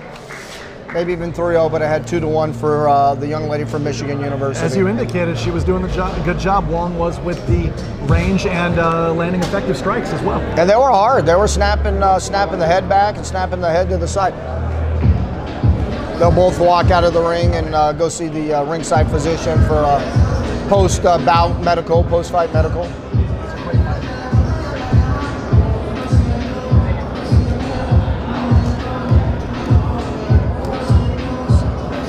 Sabrina Wong is the winner of that 132-pound belt. Well, let's keep tabs here. What's Michigan have here? Michigan. Excellent question. Was that their first win of the night? That might have. No.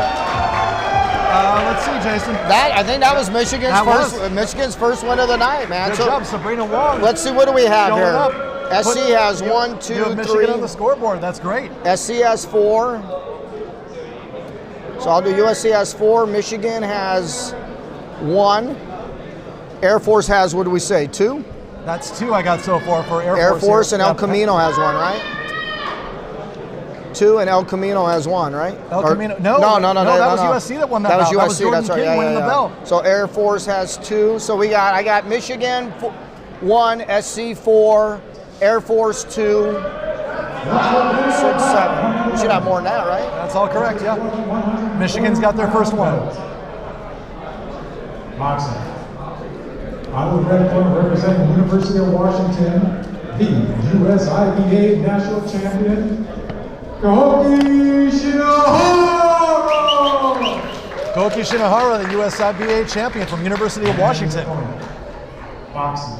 Out of the blue corner representing Cal, the NCBA regional champion, Carrington.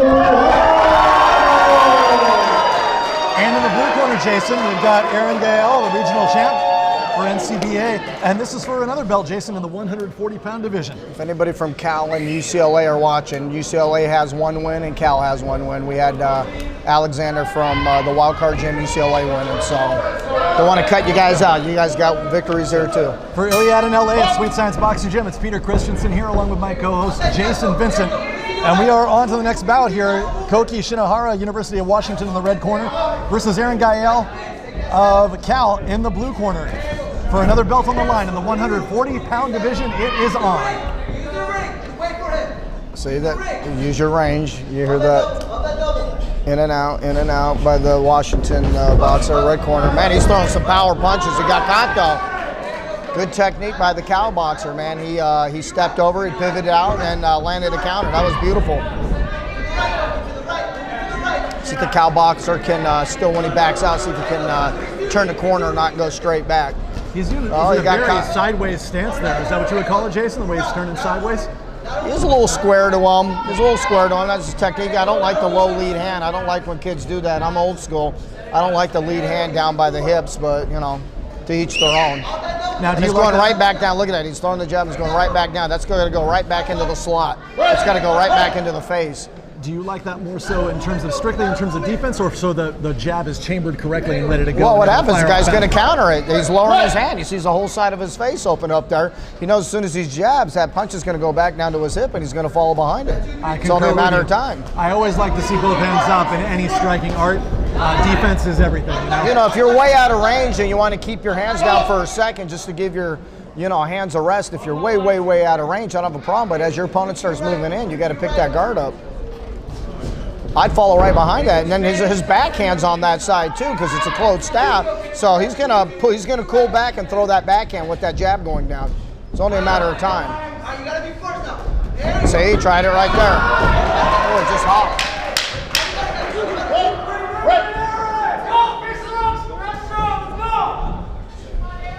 He sees that. He's gonna pull it right there. Oh, he's gonna do it. Next round, watch. That backhand, as that jab hand goes down, that lead hand goes down, the University of Washington red corner is gonna follow back with the a backhand there. Give him a good whack.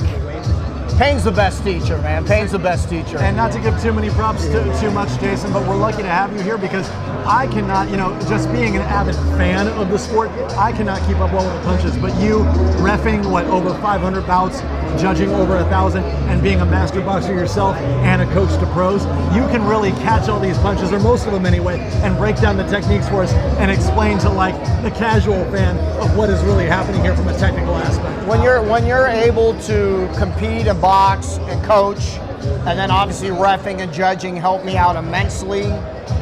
A lot to amateur boxing and USA boxing. It slows down for you. Not that you see it in slow motion, but everything slows down for you. And that's why I'm able to do play-by-play, just because I can see things that the average person might miss. And I'm here to teach you guys and educate, and I'm here to learn myself. I learn something new all the time. You're an educator, buddy, and here we go. And clash of heads. And we are getting... Man, he's really blitzing in there, firefight, Jason. I cannot keep up with this. Oh, man. It feels like they're throwing 10 punches per second. What is going on here, Jason? The red corner needs to take a breath, man. It looks like he's almost holding his breath. We'll see if he gasses out. It looks like he's holding his breath a little bit. You got to breathe. I just see the Berkeley guy breathing. Staying relaxed and patient. I really do like the way the Cal Berkeley guy's boxing. The only critique I have is that hand going low like that. It's only right there, boom. It's only a matter of time till he's going to get clipped with that. His coaches need to correct that right away. That's not a habit that you want. That low lead hand, you don't want that, right? Well, what it's doing, it's not like he's bringing it right back to his face and then dropping it down. It's going right down to his waist. You get knocked out that way, man. Other than that, I kind of like the way he's staying relaxed and calm, but I have the University of Washington winning. He's throwing more punches. He's been more aggressive, effective aggressiveness. The main thing is hit and don't get hit, and he's hitting them more. And he's more active. He's just, for every 3 or 4 punches the University of Washington's throwing, Cal's only throwing 1. Well, he is a national champ, is Shinara from University of Washington, taking on the regional champ, Gale, out of Cal Berkeley. But, credit to Gale, hanging in there as well. I mean, it's a toughly contested battle. It's not like it's one-sided. But not at all. There you go, get it. On that lead in.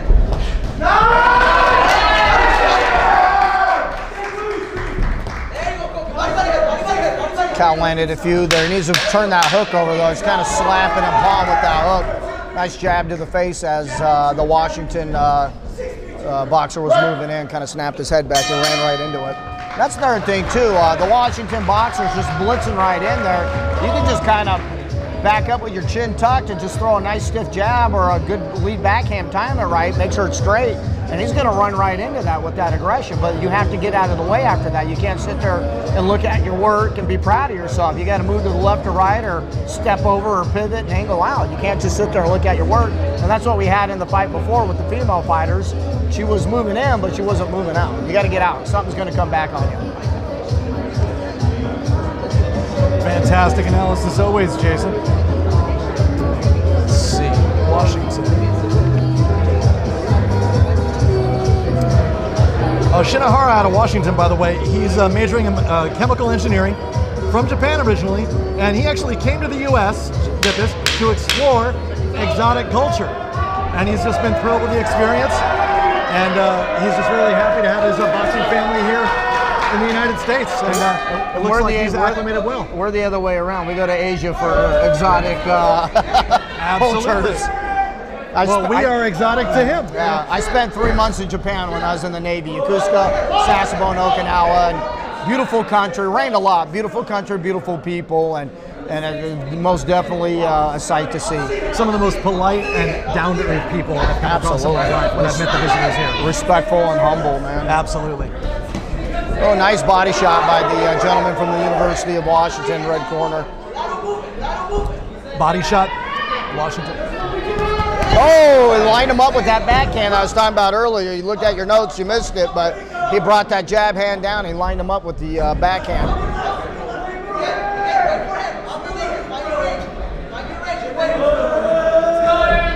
Oh, nice 1-2, and he came over the top. Nice 1-2 to the sternum and the chest area, and then he came back over with the cross. University of Washington, red corner. Oh, he's starting to line him up. He's starting to piece him up with that backhand there. The University of Washington is the national champ. Jordan's starting to take over her. Koki. Yeah, Koki. Shinara. Would you say Shinara, the national champ, has been winning all 3 rounds so far, the way it looks? To me, yes. Okay. Yes. There was a close one. There was a close one in there, but he's most definitely won the first, and pretty handily, and winning this one right here. The gentleman from Cal Berkeley is a great competitor. Great competitor. The pace that the young man from the University of Washington is setting is that's a high pace. It's a high pace to deal with and keep up with. Oh, he just got his head snapped back. He went straight back and got his head snapped back, but looks like he kind of made up for it there. Had a good fight, man. Good bout, man. Good fight. Proud of the boys. That was good.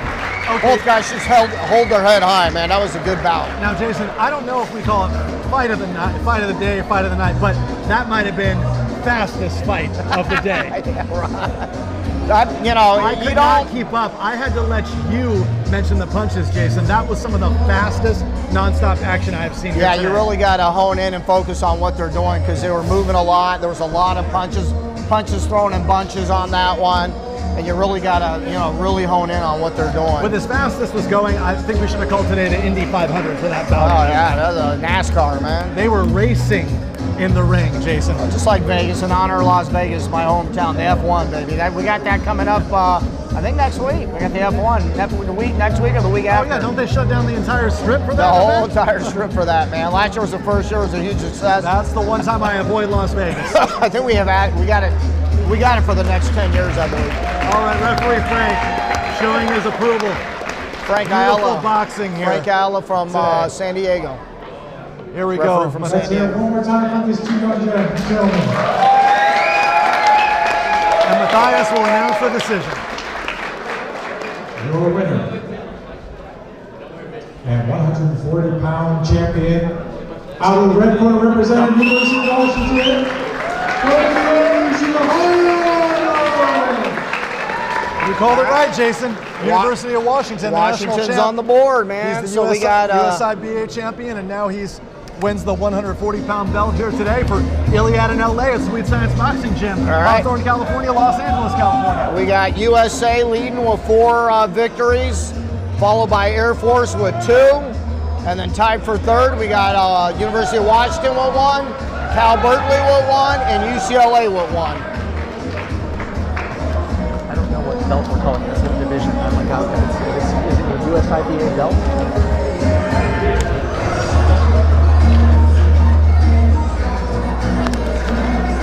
Omar.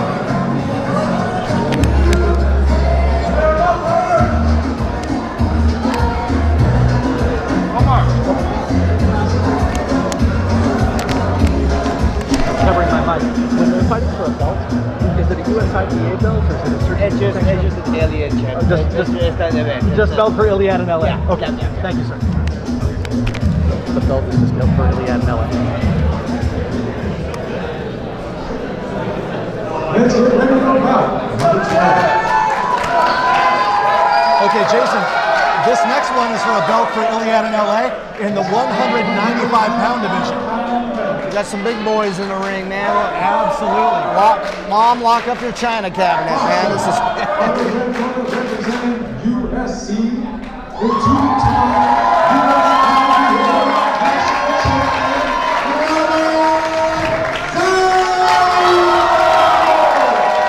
He most definitely has a hometown crowd. We brought half of the University of Southern California here today, Jason. I'm looking forward to representing the Air Force Academy, Justin Gotta respect those academy kids, man. Absolutely. Gotta respect them, man. And Jason, let me ask you, okay, so Robert Zhao, 2-time USIBA national champ, and you've got Justin Bonilla at Air Force for a 195-pound belt. At a weight class this heavy, Jason, is there more, I don't want to say risk, but chances higher for a flash knockdown or a knockout because of the weight involved here? Yeah, of course, man. They're bigger boys in there, but we got to see how the technique is, and you know how they can put that beef and that weight to use, man. Oh! And it looks like the guy from SC, the national champs, coming out and putting it to use. Patient. He needs to relax a little bit. He's got a lot of. The guy from Air Force is staying nice and relaxed. Well, he's a two-time national champ, so he knows how to settle down with those nerves by now, right? I hope. We'll find out and see.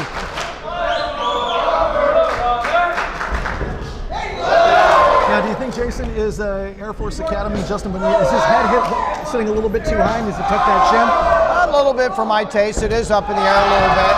And that's why he's getting caught. He does have some pretty good defense, but he just dropped his hands there. He's trying to move his head. That was a good block right there. He's staying patient, but he's got to be careful, man. I like the chin tucked a little bit more. Yeah. Especially with the shorter fighter, because they're going to throw those looping overhands, man. If that chin's out, looping overhands are kind of a hook on a different angle to get up there, and that chin's right in line, man. I feel like Robert Zal, the national champ, is doing a better job of keeping that chin tucked and both hands up. Yeah, he's in a good boxing stance. His legs are back. Hands coming right back to his face. He's got high guard. His guard's high, and he throws his punches. He gets back, and he's in a 60-40 stance. He has heavier on the back leg there. Yes. That gives you a little more distance, a little more leverage to counter. If your opponent throws and misses or lunges over that, we got another head guard. Yep. Being in that 60-40 stance like that gives you a lot of opportunity to counter punch. If your opponent throws and misses, or he kind of falls into mid-range or leans over his front leg, you're right in position, and your backhand is ready to rock, cocked back and ready to go to land that counter punch. I call that a 60-40 stance. What I mean is you got 60% of your weight on the back leg and 40 on the front. So you're still mobile. You're still mobile enough to move around. Beautiful 1-2 right there, Jason. Oh, he got caught too. Robert Zal is doing Oh, man, these boys are. Oh, himself. Man, the Air Force kid's tough. He took some big shots, man. Air Force is here to make a statement, not just in the sky, but also in the ring. Yeah, man, he's a tough boy, dude. Tough boy, man. Tuck that chin and move the head a little bit more, maybe right there. He's cracking. Both boys are cracking. I think SC won that round. He landed more blows for me and the harder punches, but you better be careful, because one of those land flush and you're out of off balance or out of position, you'll get sat down, or you could get buzzed, or your head snaps back. The ref can give you an 8 count. It was, the fight was action-packed, but the last 10, 20 seconds there, Jason, it was really heating up with an exchange of headshots. That was really spectacular. I liked it a lot. I'm not gonna lie, I liked it a lot. I'm in full agreement with you, buddy. This is an exciting fight. Like I said, the big boys, man. I mean, anything can really change with just that one punch. And I'm really looking forward to what's next. In round 2 of 3 here for Iliad in LA at Sweet Science Boxing. And as you hear the Trojan team shouting loud, it feels like half the University of Southern California is in the house here today, Jason. I love it, man. What a great atmosphere. I'm so honored and grateful to be here. Whoa, man, he's throwing kind of a haymaker here. He needs to settle back down, get in behind the jab. Kind of like with the Air Force guys there, just settle back in, get behind your jab, feints, change your levels. Nice stab to the body, get back to fundamentals. Nice backhand to the body, came over the top with the backhand, landed. Maybe Zal wanted to get himself and he can deliver that power too, made him think twice about coming in. Yeah, he just needs to stick to the game plan and use his technique. He's winning the fight when he sticks to the game plan and then his technique, the gentleman from USC, the red corner. Air Force is still pushing forward though, man. He's still pounding out the 1 and 2s. Nice body shot. I heard that from here. Yeah, that's good. Yeah, the boxer was in front of me. I didn't see. Oh, that was partially the Air Force guy's chin's up and he's not bringing his hands directly back to his face. He's dropping them down, man, and it's kind of making me a little nervous here for him. They're taking time to reset, it looks like. Not in so much of a brawl right now. I'd like to see some feints and some elevation changes, even though they're bigger guys. I liked earlier what the SC guy was doing. He was stabbing with the jab down to the body and coming over the top. SC guy hasn't really thrown a punch here in a second. No, it looks like he's been sitting back a little bit, Jason. I'm thinking, is he wearing down? Taking the time to maybe try and figure out Bonilla or time anything. Yeah, but it's been about 20 or 30 seconds now, so you got to get going here. You just can't let the guy score points on you. Right, like when you say that, he lands a nice right there.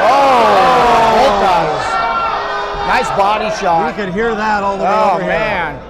If I was the Air Force guy, I would touch that body a little bit more. He didn't like that. He's headhunting a lot. The Air Force guy should shoot some punches down to the body. Oh! And right on cue, Jason. You called slapped it though. He needs to turn it over. That's what that slap was. A little close to an overhand. But he still landed it, man. Yeah. Well, we are hearing you can hear those body shots all the way across the gym. They're putting their weight behind it, man. Big boys. That was a slap though, but it still hurts. I slap or not, man. So that still did damage. Because you said that Zhao from SC was sitting back a little bit maybe for about 20 seconds or so. What do you think his corner is telling him to do for adjustments going into the third and final round? Man, these are 2-minute rounds, 3 2-minute rounds. It's not the pros.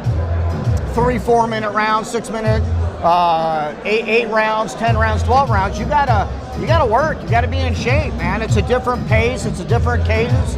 You gotta make sure you're breathing, and you gotta throw punches. 95% of the scoring criteria, amateur and pros, is the most quality blows to the scoring targeting area. So that's the name of the game. And you could start off for a good 20 seconds and then not do anything for a minute and a half and lose the round because you didn't do anything. How would you score this going into the third and final round, Jason? 2-1 SC or 1-1. That last round easily could have, the Air Force guy came on the last minute. He could have easily took that round. And you got to think his corner's got to tell him to capitalize on those body shots because you said that Zhao at USC did not seem to like those too much. Well, it looks like he's slowing down. He didn't do it. He didn't punch. He didn't punch for a minute, a whole minute. I think he might have one punch. I counted 1 or 2 in the whole 1 minute there. So, anyways, round 3. Let's see if he comes out and see if he gets a second win. Good counter off the ropes. He kind of slingshotted off the ropes. He's most definitely he just got caught with a hook. He did. He needs to bring his shoes up. Yeah, he's most definitely got the home crowd here, so we'll see if that influences the judges too. It's not supposed to and it shouldn't, but every time he lands a punch, you hear the oohs and ahs. Yes, he gets a little bit more response on his shots versus the Air Force's successfully landed shots. Air Force is going to have to dominate this round to get a victory here. You can't just leave it to the judges against a hometown guy, even though that's not how we score fights. There is a human element to this. You don't want to leave anything to chance, absolutely.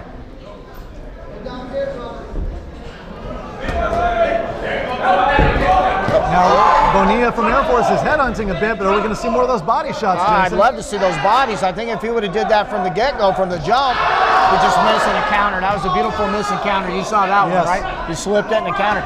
I think if the Air Force guy should load it, or he's headhunting. He needs to go to the body. It just punched him in the throat, dude. That was a throat shot. Oh, okay. Those aren't fun. Those hurt. I think if the Air Force guy would have went to the body right during the first round, it's open. It's there for the taking. He just gassed out. He just took a step back. That means he's gassed. Took a deep breath. Who wants it? This is the mental part. Who wants it? Bonilla's got to capitalize on it if he's got the better gas tank right now. Who wants this, baby? Who wants it? Forward. Yeah. 10 seconds, baby. Make that step in the final 10 seconds. Oh! Bonilla lands a nice shot. The big guys. Fantastic. I don't know, man. The big boys delivered there. That was almost, there's no draws in amateur boxing, but that was almost a tied fight. The Air Force guy came back that last round and a half, man, and put it on him, dude. It looked like the SC kid ran out of gas after 1 minute into the second round. He didn't throw a lot of punches. Great show, respect to the corner by the U.S. Air Force. Always beautiful. Good job, both guys, man. What a great amateur bout there, man, with the big guys. Fantastic. Good job, guys. Great work. Bonilla, great work. Thank you.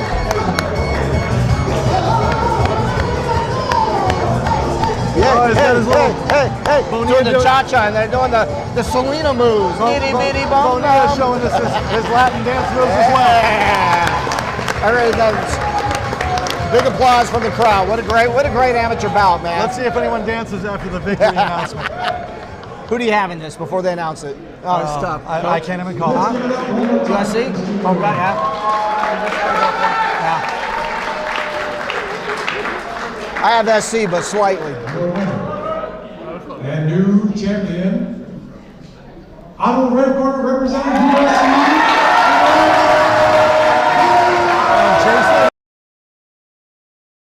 And our assistant analyst, Manny Fernandez, Coach Manny, called it correct. I'd like to see the scorecards on that and see how many rounds went to the blue. What's that? 4 more points. Yeah. He accumulated more points. Coach Manny, our live stream. Coach Manny Fernandez, good call, baby. He came on at the end, man, yeah.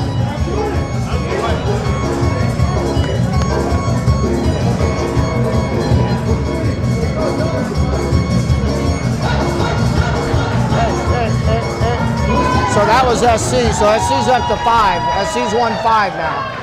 I got SC for 5. Ladies and gentlemen, we need Mario Hernandez and Cesar Garcia to come to the officials. What do we got? We got USC and Cal. Oh, this is a rivalry right here. Garcia, to get your coach's class from the officials. SC's got 5. University of Michigan just has the 1 from Sabrina Wong. Yep. Great young fighter. Washington has 1, Michigan has 1, Cal has 1, UCLA has 1, SC has 5, Air Force has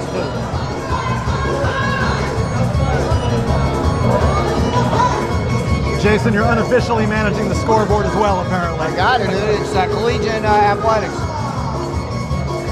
Want everybody to know these are club programs. This is not under their respective athletic departments. These are clubs, so they're self-funded.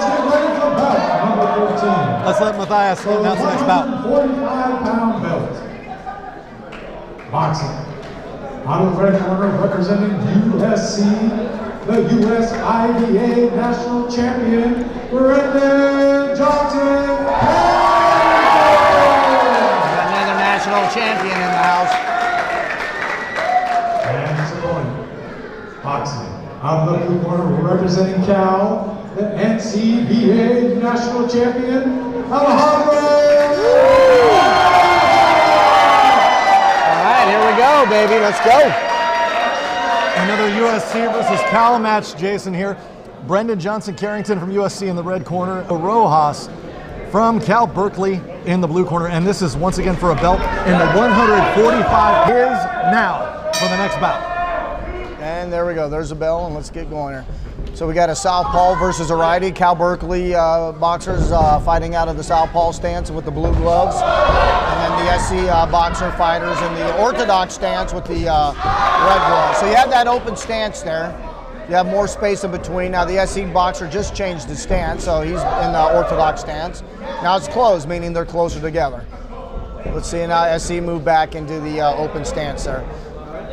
So the SC fighter in the red corner is switching the stance. It's something to keep our eye on. Still in the filling out process there.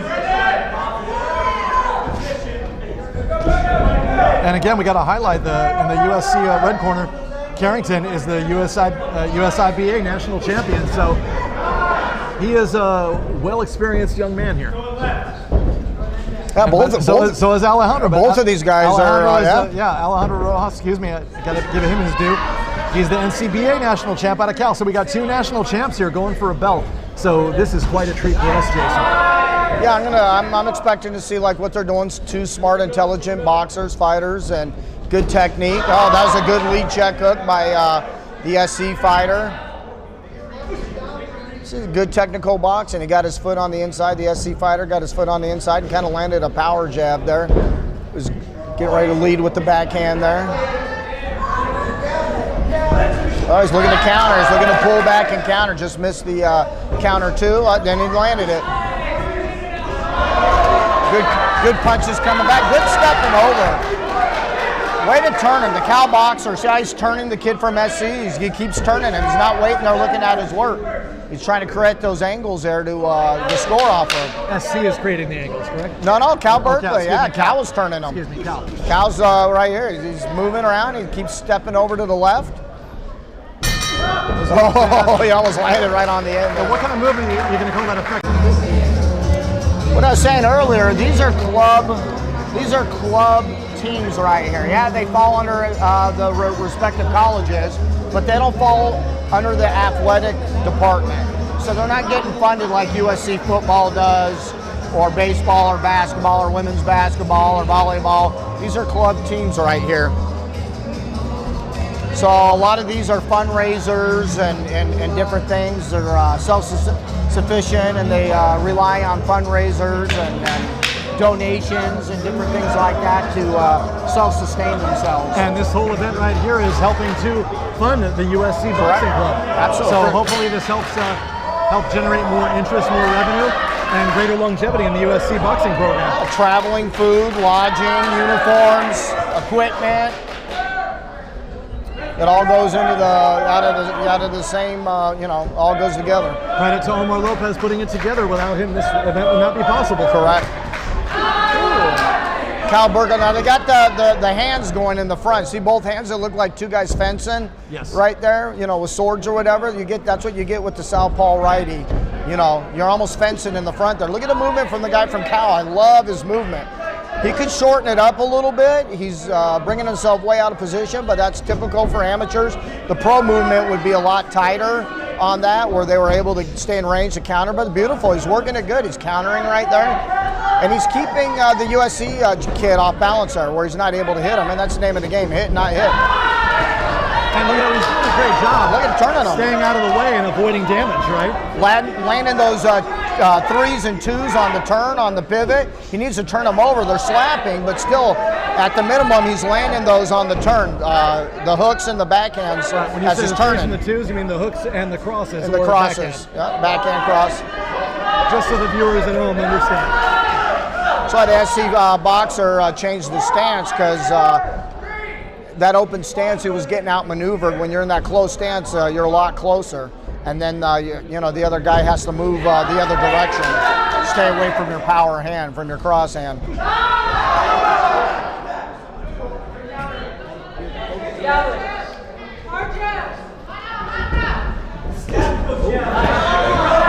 Nice backhand to the body there by the Cal Berkeley blue nice corner. One right to the midsection. That was fantastic.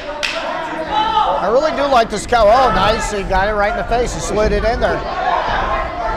Cal does a great job staying out of trouble with that footwork, Jason. Well, it's good technique. You guys missed it, but he jabbed the USC's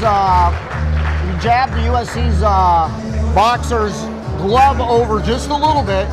He moved his glove over a little bit with his jab and landed his backhand. You missed that technique.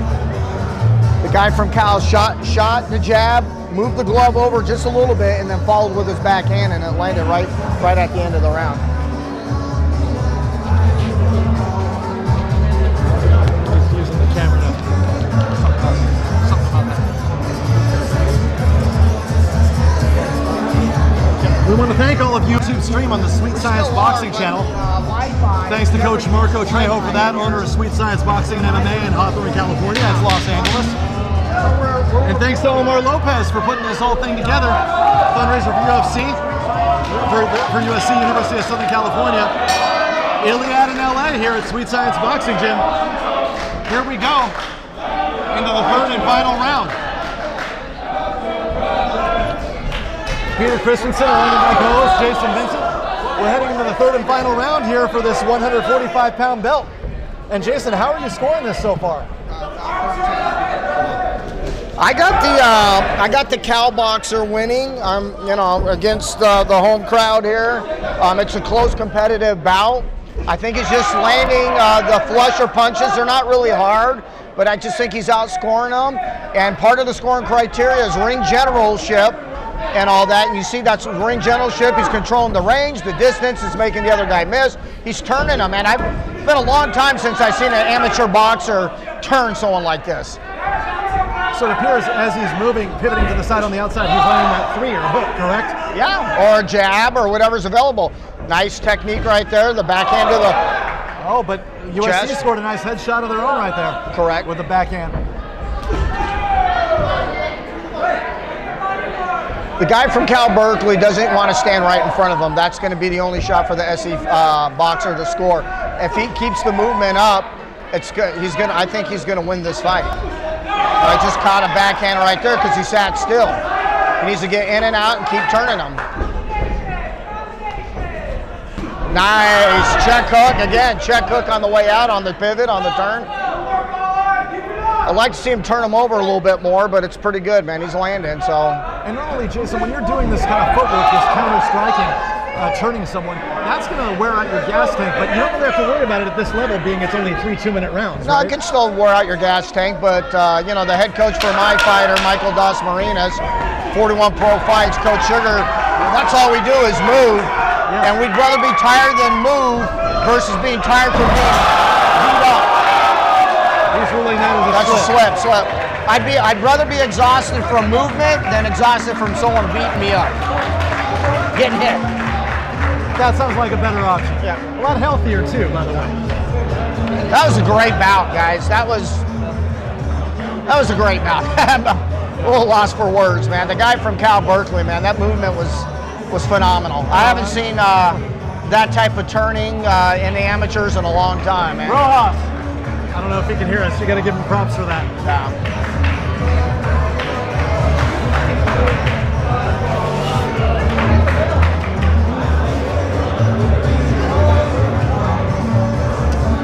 All right, that was bout number 13, correct? Yes, sir. Out of 16 today, we've got 3 more left. 3 more of that. Carrington, great work. If he can hear us. Rojas, great footwork. Awesome movement. Way to Awesome. move. Way to turn him, dude. Carrington, great work. Good job, man. Good job. Thank you, sir.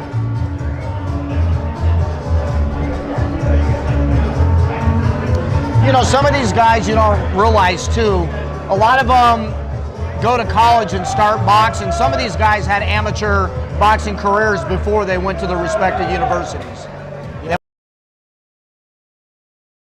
In their respective hometown. And they could have been competing as young as 7 or 8 years old. 8 right? years old. And Matthias will announce the decision once again.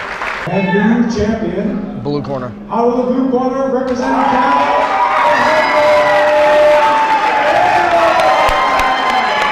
All right.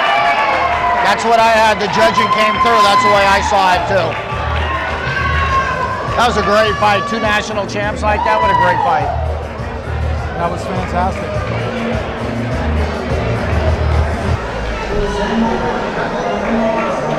Good fight.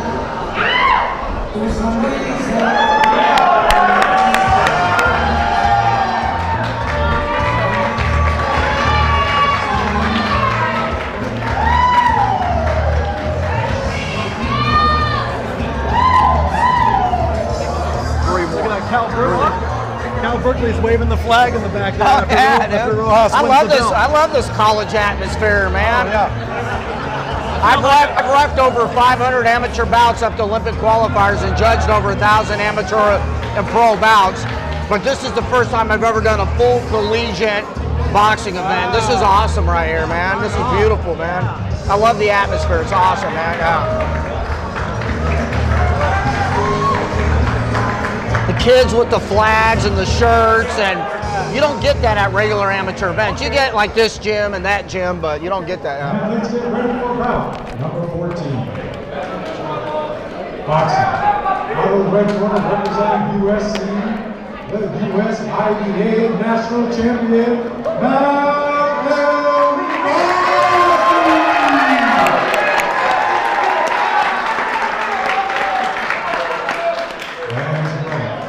Boxing. Out of the blue corner, representing the Air Force Academy,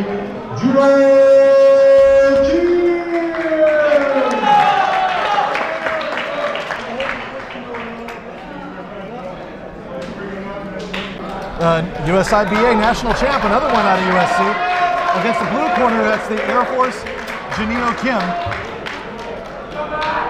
And this is in the 125-pound division. So Jason, this one might be moving lightning speed here Yeah. as they're 25ers. You got the super bantamweights, or in the pros they'd be featherweights right there.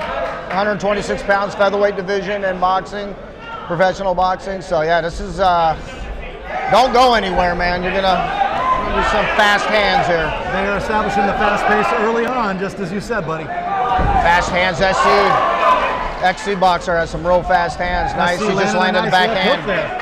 And a backhand behind it. Yeah.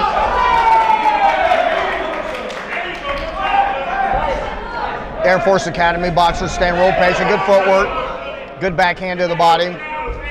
He's got a wide stance there. Sometimes with that wide stance, cuts down your mobility with that wider stance like that. He's been power like that, like he just did 2 times to the head and the stomach backhand, but SC's in the red, Air Force is in the blue. That was a nice one too. there. Yeah, nice one too. By Air Force, yeah. Again. Once again, Jason. He's finding a home for it. Yeah. Nice roll too. Rolled and came back with a counter. That was beautiful. Missed the counter, but he turned his shoulders and rolled with the punch. Now, do you think USC tied up like that because they did not like getting hit, so they wanted to disturb that rhythm, you think? No, they sometimes So we can barely hear each other speak. The crowd is going nuts. I think it's the loudest it's been here the entire day, Jason. Yeah. And by the way, mind you, this is when maybe 10% of the audience is left for the day, and it's the loudest I've heard it yet today. I think that's most of it's coming from the USC boxing team standing over here. Hometown in the hero corner. here in the ring. There you go. Like we said, they brought half of University of Southern California here to Sweet Science Boxing. Nice one too, but good 3 or 4 times in that round. So what are you seeing here? I mean, it's a close round, but how do you see this? That's just pretty even matchup so far, man. That's a tough round to score. They both had their moments. Air Force landed a couple good 1-2s. I counted 3 or 4 of them. Landed 1 or 2 to the body straights, and then the SC guy got his shots in too. So that's I'd hate to be a judge on that one. Now, just depends what seat you're sitting on and what you saw. Okay, so very briefly, if you're in Air Force's corner and USC's corner, what are you going to tell them going into the second round here? I would tell them I'd stick to the game plan. I don't think I don't think it's time to make an adjustment quite yet. You know, was nothing, not enough there to show me. Just keep doing what you're doing. In and out, don't stand in one area. Just the basics right there. And what she's doing, he's coming out doing that. Now, is it just me, but Air Force there seems like has a lightning fast one. Step back, slide, and throw a counter, or maybe meet him with the uppercut coming in. Good, he dodged the punch there. Yeah, slip. On cue, Jason, I feel like they're hearing your coaching as we're talking here. I like to be loud so they can hear me. Nice stiff jab by the Air Force. Nice little shot. I see snapped his head back. He answers with a headshot. He has him on the ropes. You want to keep him there. Cut him off smartly. Don't let him off the ropes. Maintain that pressure once you got him there. Air Force got back to the ring and landed nice his headshot there by the U.S. Air Force Academy. Yeah, he's landing that 1-2. That 1-2's there all day long. We cannot hear half of what we're saying, Jason. The University of Southern California is screaming here for their fighter. I'll tell the Air Force guy is the lower his backhand. Finally went to the body. Someone went to the body finally. That backhand's missed 2 or 3 times over the top, so I tried to and landed there. I'd tell him to shoot it towards his chest.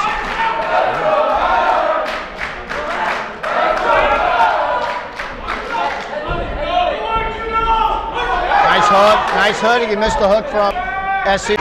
Stay behind it. Work behind your jab, and then good things like that. He just landed up. Oh, nice. He got down and landed a 2 over the top, which is beautiful. It's an overhand, right? Yeah, overhand, yep. He needs to stay on that jab, so he missed the overhand that time. They both ducked and got tied up. If I was Coach Omar in the corner, I'd tell him to stay on the jab. I feel like things just heated up even more in that second round. I mean, not to say the first was not feeling out. It was a war. The kid from Air Force is smiling over here in the corner, dude. He loves that. Over here smiling, man. He feels like he's just playing in his own backyard. Oh, he's smiling. And he's doing this when he's visiting in Los Angeles, and he feels comfortable in hostile enemy territory, not to use the military reference too liberally there. You know, some people, and it's not a hard thing, it's not trying to sound tough. That was one of them. I enjoyed, whether it was, I competed in judo, jiu-jitsu, I really enjoyed competing. And I can tell the kid from the Air Force Academy, he's over here with a smile from ear to ear on his face. Yeah, Janelle Kim. Kim is just happy to be here as he competes against the hometown favorite here. The hometown boy, El Rossi here, the national I got champ. a close fight here, man. I think who wins it? And El Rossi from USC is firing like crazy. He wants to make a statement. He wants to make it known that this fight is his to win. I think who wins this round wins the fight, man. I think really who wins this round wins the fight. I would tend to agree with you because I think Air Force won that last round. Yeah. But it's up to the judges if it goes the distance or what the scores are at the end of the day. We're just here lucky enough to commentate for it. SC looks a little more aggressive so far in this round with that jab. I think his coach told him you got to throw more punches. You're getting outworked. You know, you can get outworked too. Even though you're landing and all that, you get just one punch at a time. You got to work in there. It's amateur boxing. 3 2-minute rounds. You got to throw. You got to land. Punches and bunches, right, Jason? Yes, sir. Oh, nice. SC landed a nice backhand.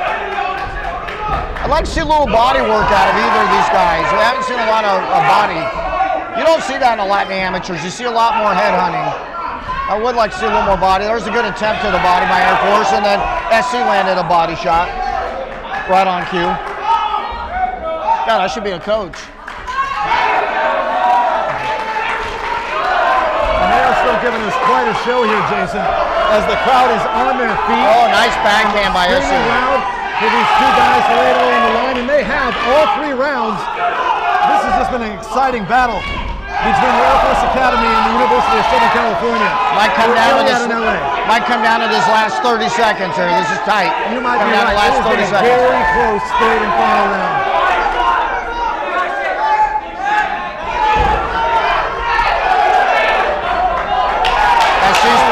SC's popping his head back. SC popped back Air Force's head. A couple times, about 4 or 5 times again. Oh, very effective with that jab. He might have taken this round. That last 20 seconds might have won him the fight. That might have sealed the deal. That's how close these things can be. From the Air Force had his own head pumped back 3 or 4 times. Easy. In those last 20 seconds. Yeah, easy. USC 4 or 5, yeah. Might have sealed it with that. But this could go either way, Jason. I agree. I hate to judge it. But you know what? I think you've been 100% with calling every fight and predicting the scores. How are you going to call this one, pal? You got a quarter on you? We're gonna do a coin flip. There we go. It's a coin flip round, man. Heads USC, tails Air Force. All right. Heads SC. There you go. 2. Man, I don't know, man. I'm gonna go with SC with that last little flurry. The coin said heads. SC, the hometown crowd. I think he pulled it off in that last 20 seconds. Split decision. I was fine either way. That was a good call too, man. Blue came to fight. Jim from the Air Force Academy. I was happy with either guy winning. I had that as a, 2 rounds to 1. Could have won either way. Congratulations to the Air Force Academy. Let's give them another one here. So they're up to 3. So the running scores is USC has 5 wins, Air Force 3, Cal 2, UCLA 1, Michigan 1, Washington 1. We have 2 more bouts, going on about 15, 2 more fights tonight. Yep, and these last 2 bouts, both USC fighters, USC in the red corner. This next one will be USC versus University of Washington, and then the next and final bout for the day will be USC versus UCLA, the arch rival, hometown rival, crosstown rival rather. I can't wait for that. USC, UCLA, they saved that for last. Oh, and it's for 168-pound belts as well. Yeah, they're going to pop the roof off the building at the Sweet Science Gym here on that one.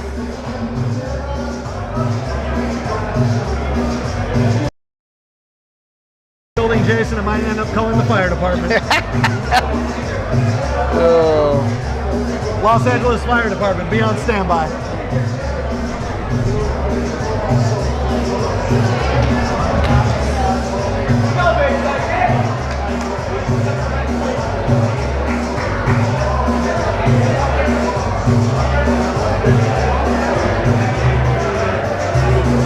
You know what I'd love to see here, Jason, is the camaraderie amongst within each boxing club. Because you notice the fighters, after they've completed their bouts, they're still hanging out here to cheer on their teammates. It's not just all about them. It is all about the team, T-E-A-M, and there is no I in that. They are here to support each other throughout the day. Absolutely. Number 15, boxing. Out of the record, representing USC,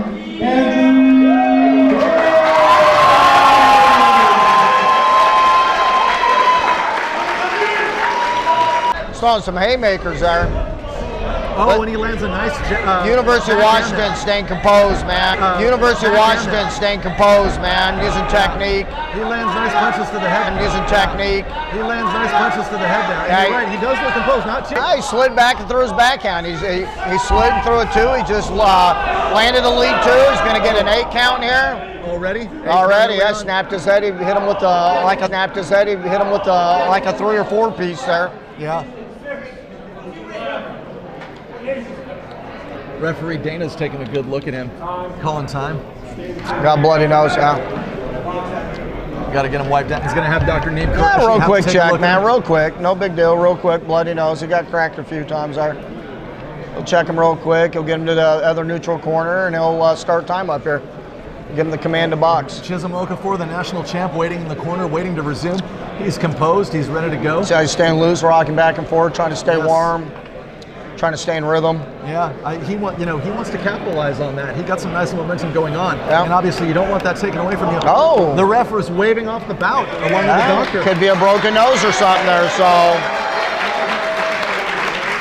Early on in the very first round, Jason.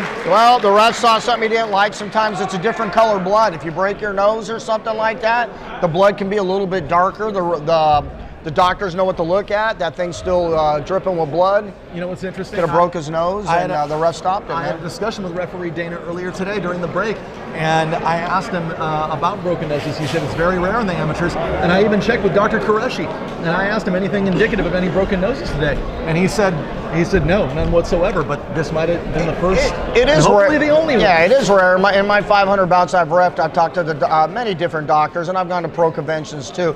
And there's different shades, like I said, of the blood, and they're taught with experience what that different color blood means and how critical it can be. Chisholm.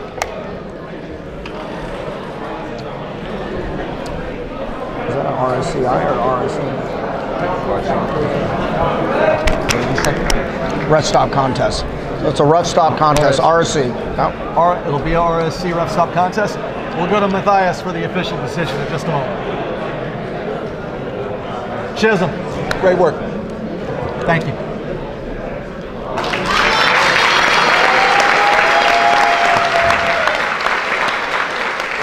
Referee Dana showing great respect to the fighter. To the boxer, excuse me. Visit the greatest of all time fight shop from all your as well as the I Love Acai booth and the shop, the smoothie shop and acai bowl shop on the corner. I Love Acai. All right, guys, the final bout of the night, final fight of the night, 168-pound division, 168. Strap in your seat belts there, man. We got USC versus UCLA, man. Woo! Let's go. It doesn't get any bigger than this. Big hometown, in-town rival right here. SC versus USC. All the history these two schools have together. I can't wait for this fight, man. I've been looking. When I saw the bout sheet and I saw this on here at the end of the night, I couldn't wait to see it. I wish we had a couple more SC UCLA bouts on this. Oh, I wish we did too. I just want to say, when we have a chance there, it's going to be Marcos Flores from USC versus Fred Zhu. I don't know if it's Zhu or Shu, sorry about that, at UCLA for the 168-pound belt in our main event here for Iliad in LA at Sweet Science Boxing Gym in Hawthorne, California, Los Angeles. The time is now for the main event of the evening. Not only is it for a belt, it's for in-city bragging rights. In-city bragging rights there. Absolutely. Which sometimes is more important than the belt. Jason, that'd be a little bit of street credit, wouldn't you say? Yeah, a little street cred, man.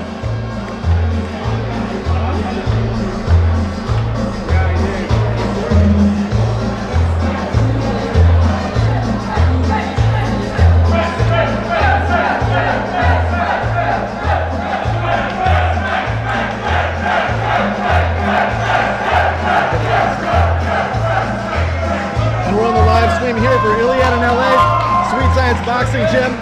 Peter Christensen, play-by-play, along with my co-host and friend, Jason Vincent, inside Sweet Science Gym in Hawthorne, California, Los Angeles for Iliad in LA. Great collegiate boxing here. About to start the main event between USC Marco Flores and UCLA Fred Zhu. It's going to be a battle here for the 168-pound belt. The time is now. The time is now, man. This is the final bout of the night, man. Go to Sweet Science YouTube channel, Sweet Science Gym YouTube channel. You can watch all the fights. Final fight, USC versus UCLA, in-town bragging rights. Let's go, baby. The time is now. And ladies and gentlemen, the winner of number 16 from the last 500 championship. All right, another one, dude. Good job, man. Boxing. Out of the red corner representing USC, Marco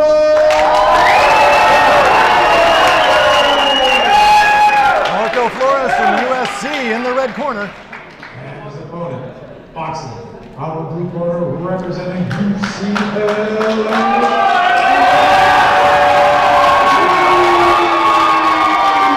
And Fred Zhu from UCLA in the blue corner. And once again, ladies and gentlemen, all of you watching on our live stream, this is for the 168-pound belt. We want to thank all of you once again watching on the Sweet Science Boxing and MMA YouTube channel for Iliad in LA. All right, here we go, man. The chance, UCLA, USC. Manny Fernandez is smiling. He never smiles, man. He loves it, baby. Bragging rights, UCLA versus USC. It feels like more than half of the University of Southern California is inside the venue today. The time is now for this championship bout. You know when you get Coach Manny Fernandez smiling, something good's going on. Here we go. They're going at it, right? That's the first smile I've seen Manny crack all day. Let's see if these young men can keep their composure, because there's a lot of weight on them right now with all the cheering and all the fans there. See if they can stay calm, man. They're coming out blastering. They're pumping them shots in there. Maybe some of those nerves, Jason, a little bit of that pressure and those expectations are weighing on them. You want to save your tank for the second and third round. We've seen 4 or 5 times a night where someone looked good for a round and a half and they didn't do anything the last round and a half. You got to stay composed. I've seen the Reds putting a lot of pressure on him. Just landed a beautiful stiff power jab that snapped his UCLA back. Yeah, hit him with the back. Flores from UFC pulling the pressure on, and Fred Zhu from UCLA needs to regroup. Well, SC scoring nice body shots, nice slip there, going to the body. He's gonna break him down if he keeps landing those. Yeah, he's effectively landing on the body and the head, Jason.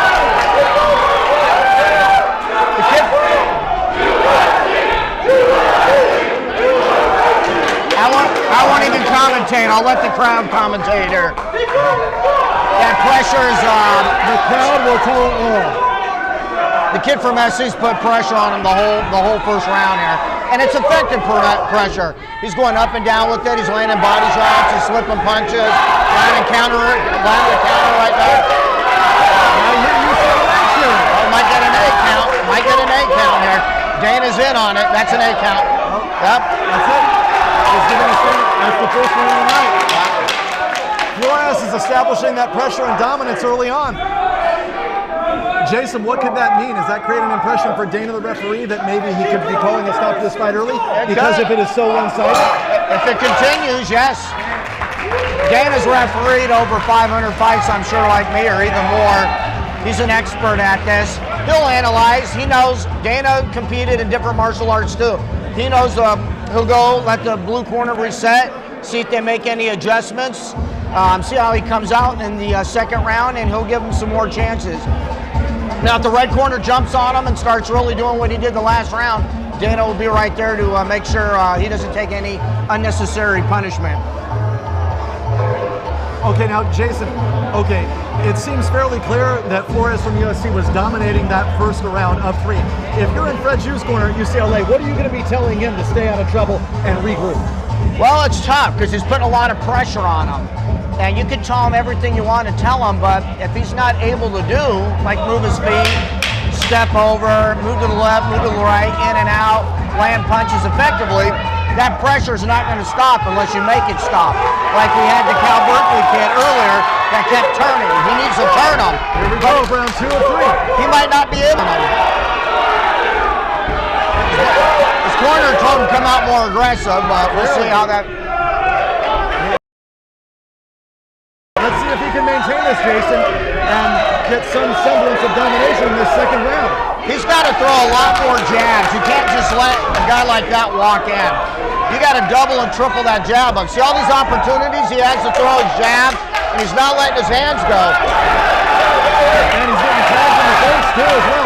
Flores from USC is doing a good job headhunting. The guy from SC has nothing coming at him. He can walk right in, straight in. He can just walk straight in. You don't have to kind of name it. It seems like UCLA is leaving a target available for him. Get another 8 count here.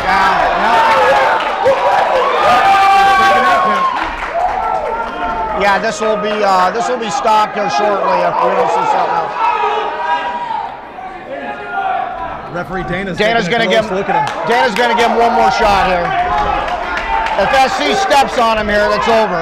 If he steps on it, it's over. I don't think it's going to make it into the third round, Jason. I think Dana's looking at him. We're looking at the closer end of this fight.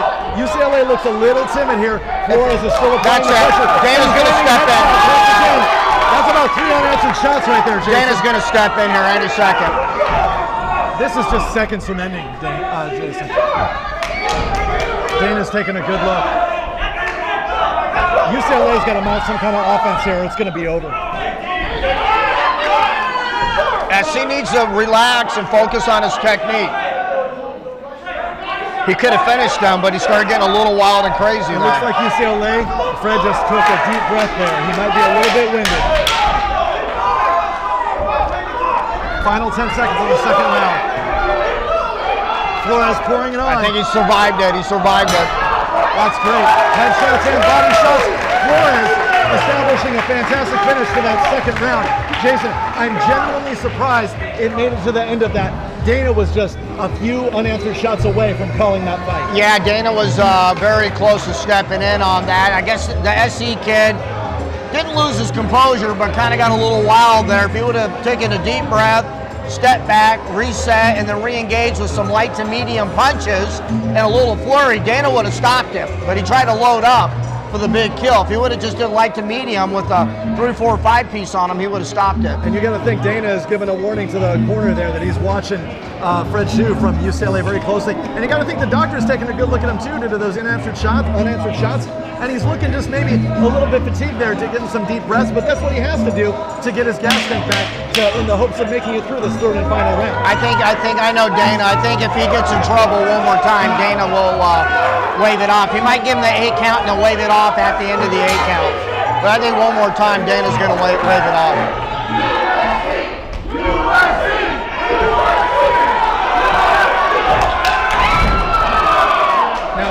Slip. That's a slip. Okay. Dana will wipe his gloves off. Slip. He'll let him know slip. He'll scoot him back. Watch.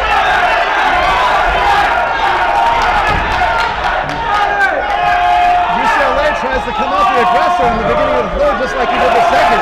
But it seems that Flores ends up having the more successful shots, and Dana's about to step in. Is he going to give him the full 8 count, Jason? Well, we'll give him the full 8. We'll see if he waves it off. I think he's going to wave it off. He only has one more anyways. Time. Calling time? He's going to take him to the doctor. Dr. Qureshi's going to take a good close look at him to see if UCLA is fit to continue.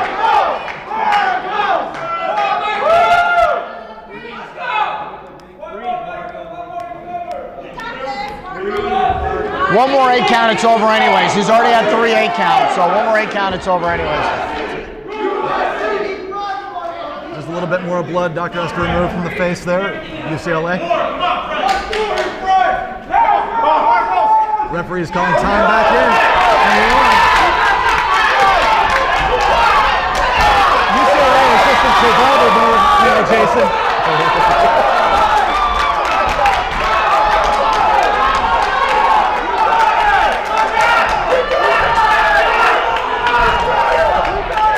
The SC fans want the stoppage. He's just a little too excited. Dana's trying to get him to the finish line. Dana's trying to get the UCLA fighter to the finish line to finish the fight. Oh, there's more successful shots. That might be it. One hard blow.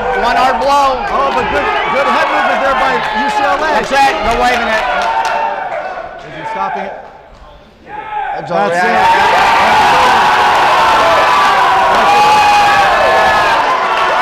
That's going to be a referee stops the contest, right? RSC.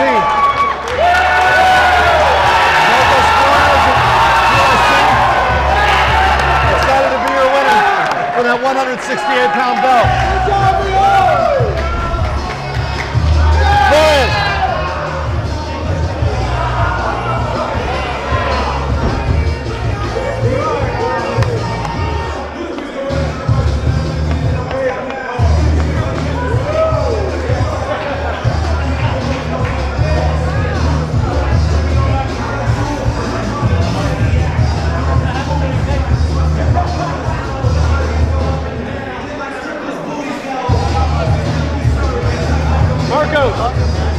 Marcos, great work.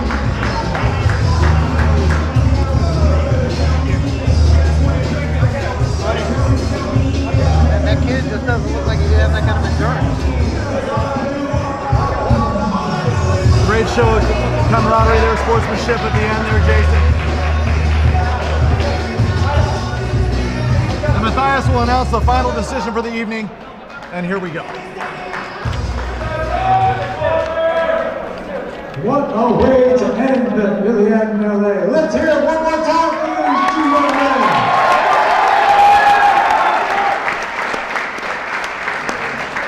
Your winner and new champion out of the red corner representing USC,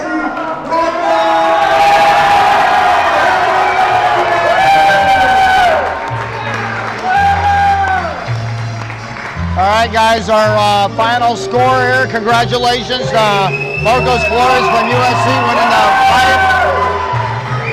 The final team totals, I got USC with 6 victories, Air Force with 3 victories, Cal Berkeley with 2 victories, University of Washington with 1, Michigan with 1, and UCLA with 1. What a great night of collegiate boxing.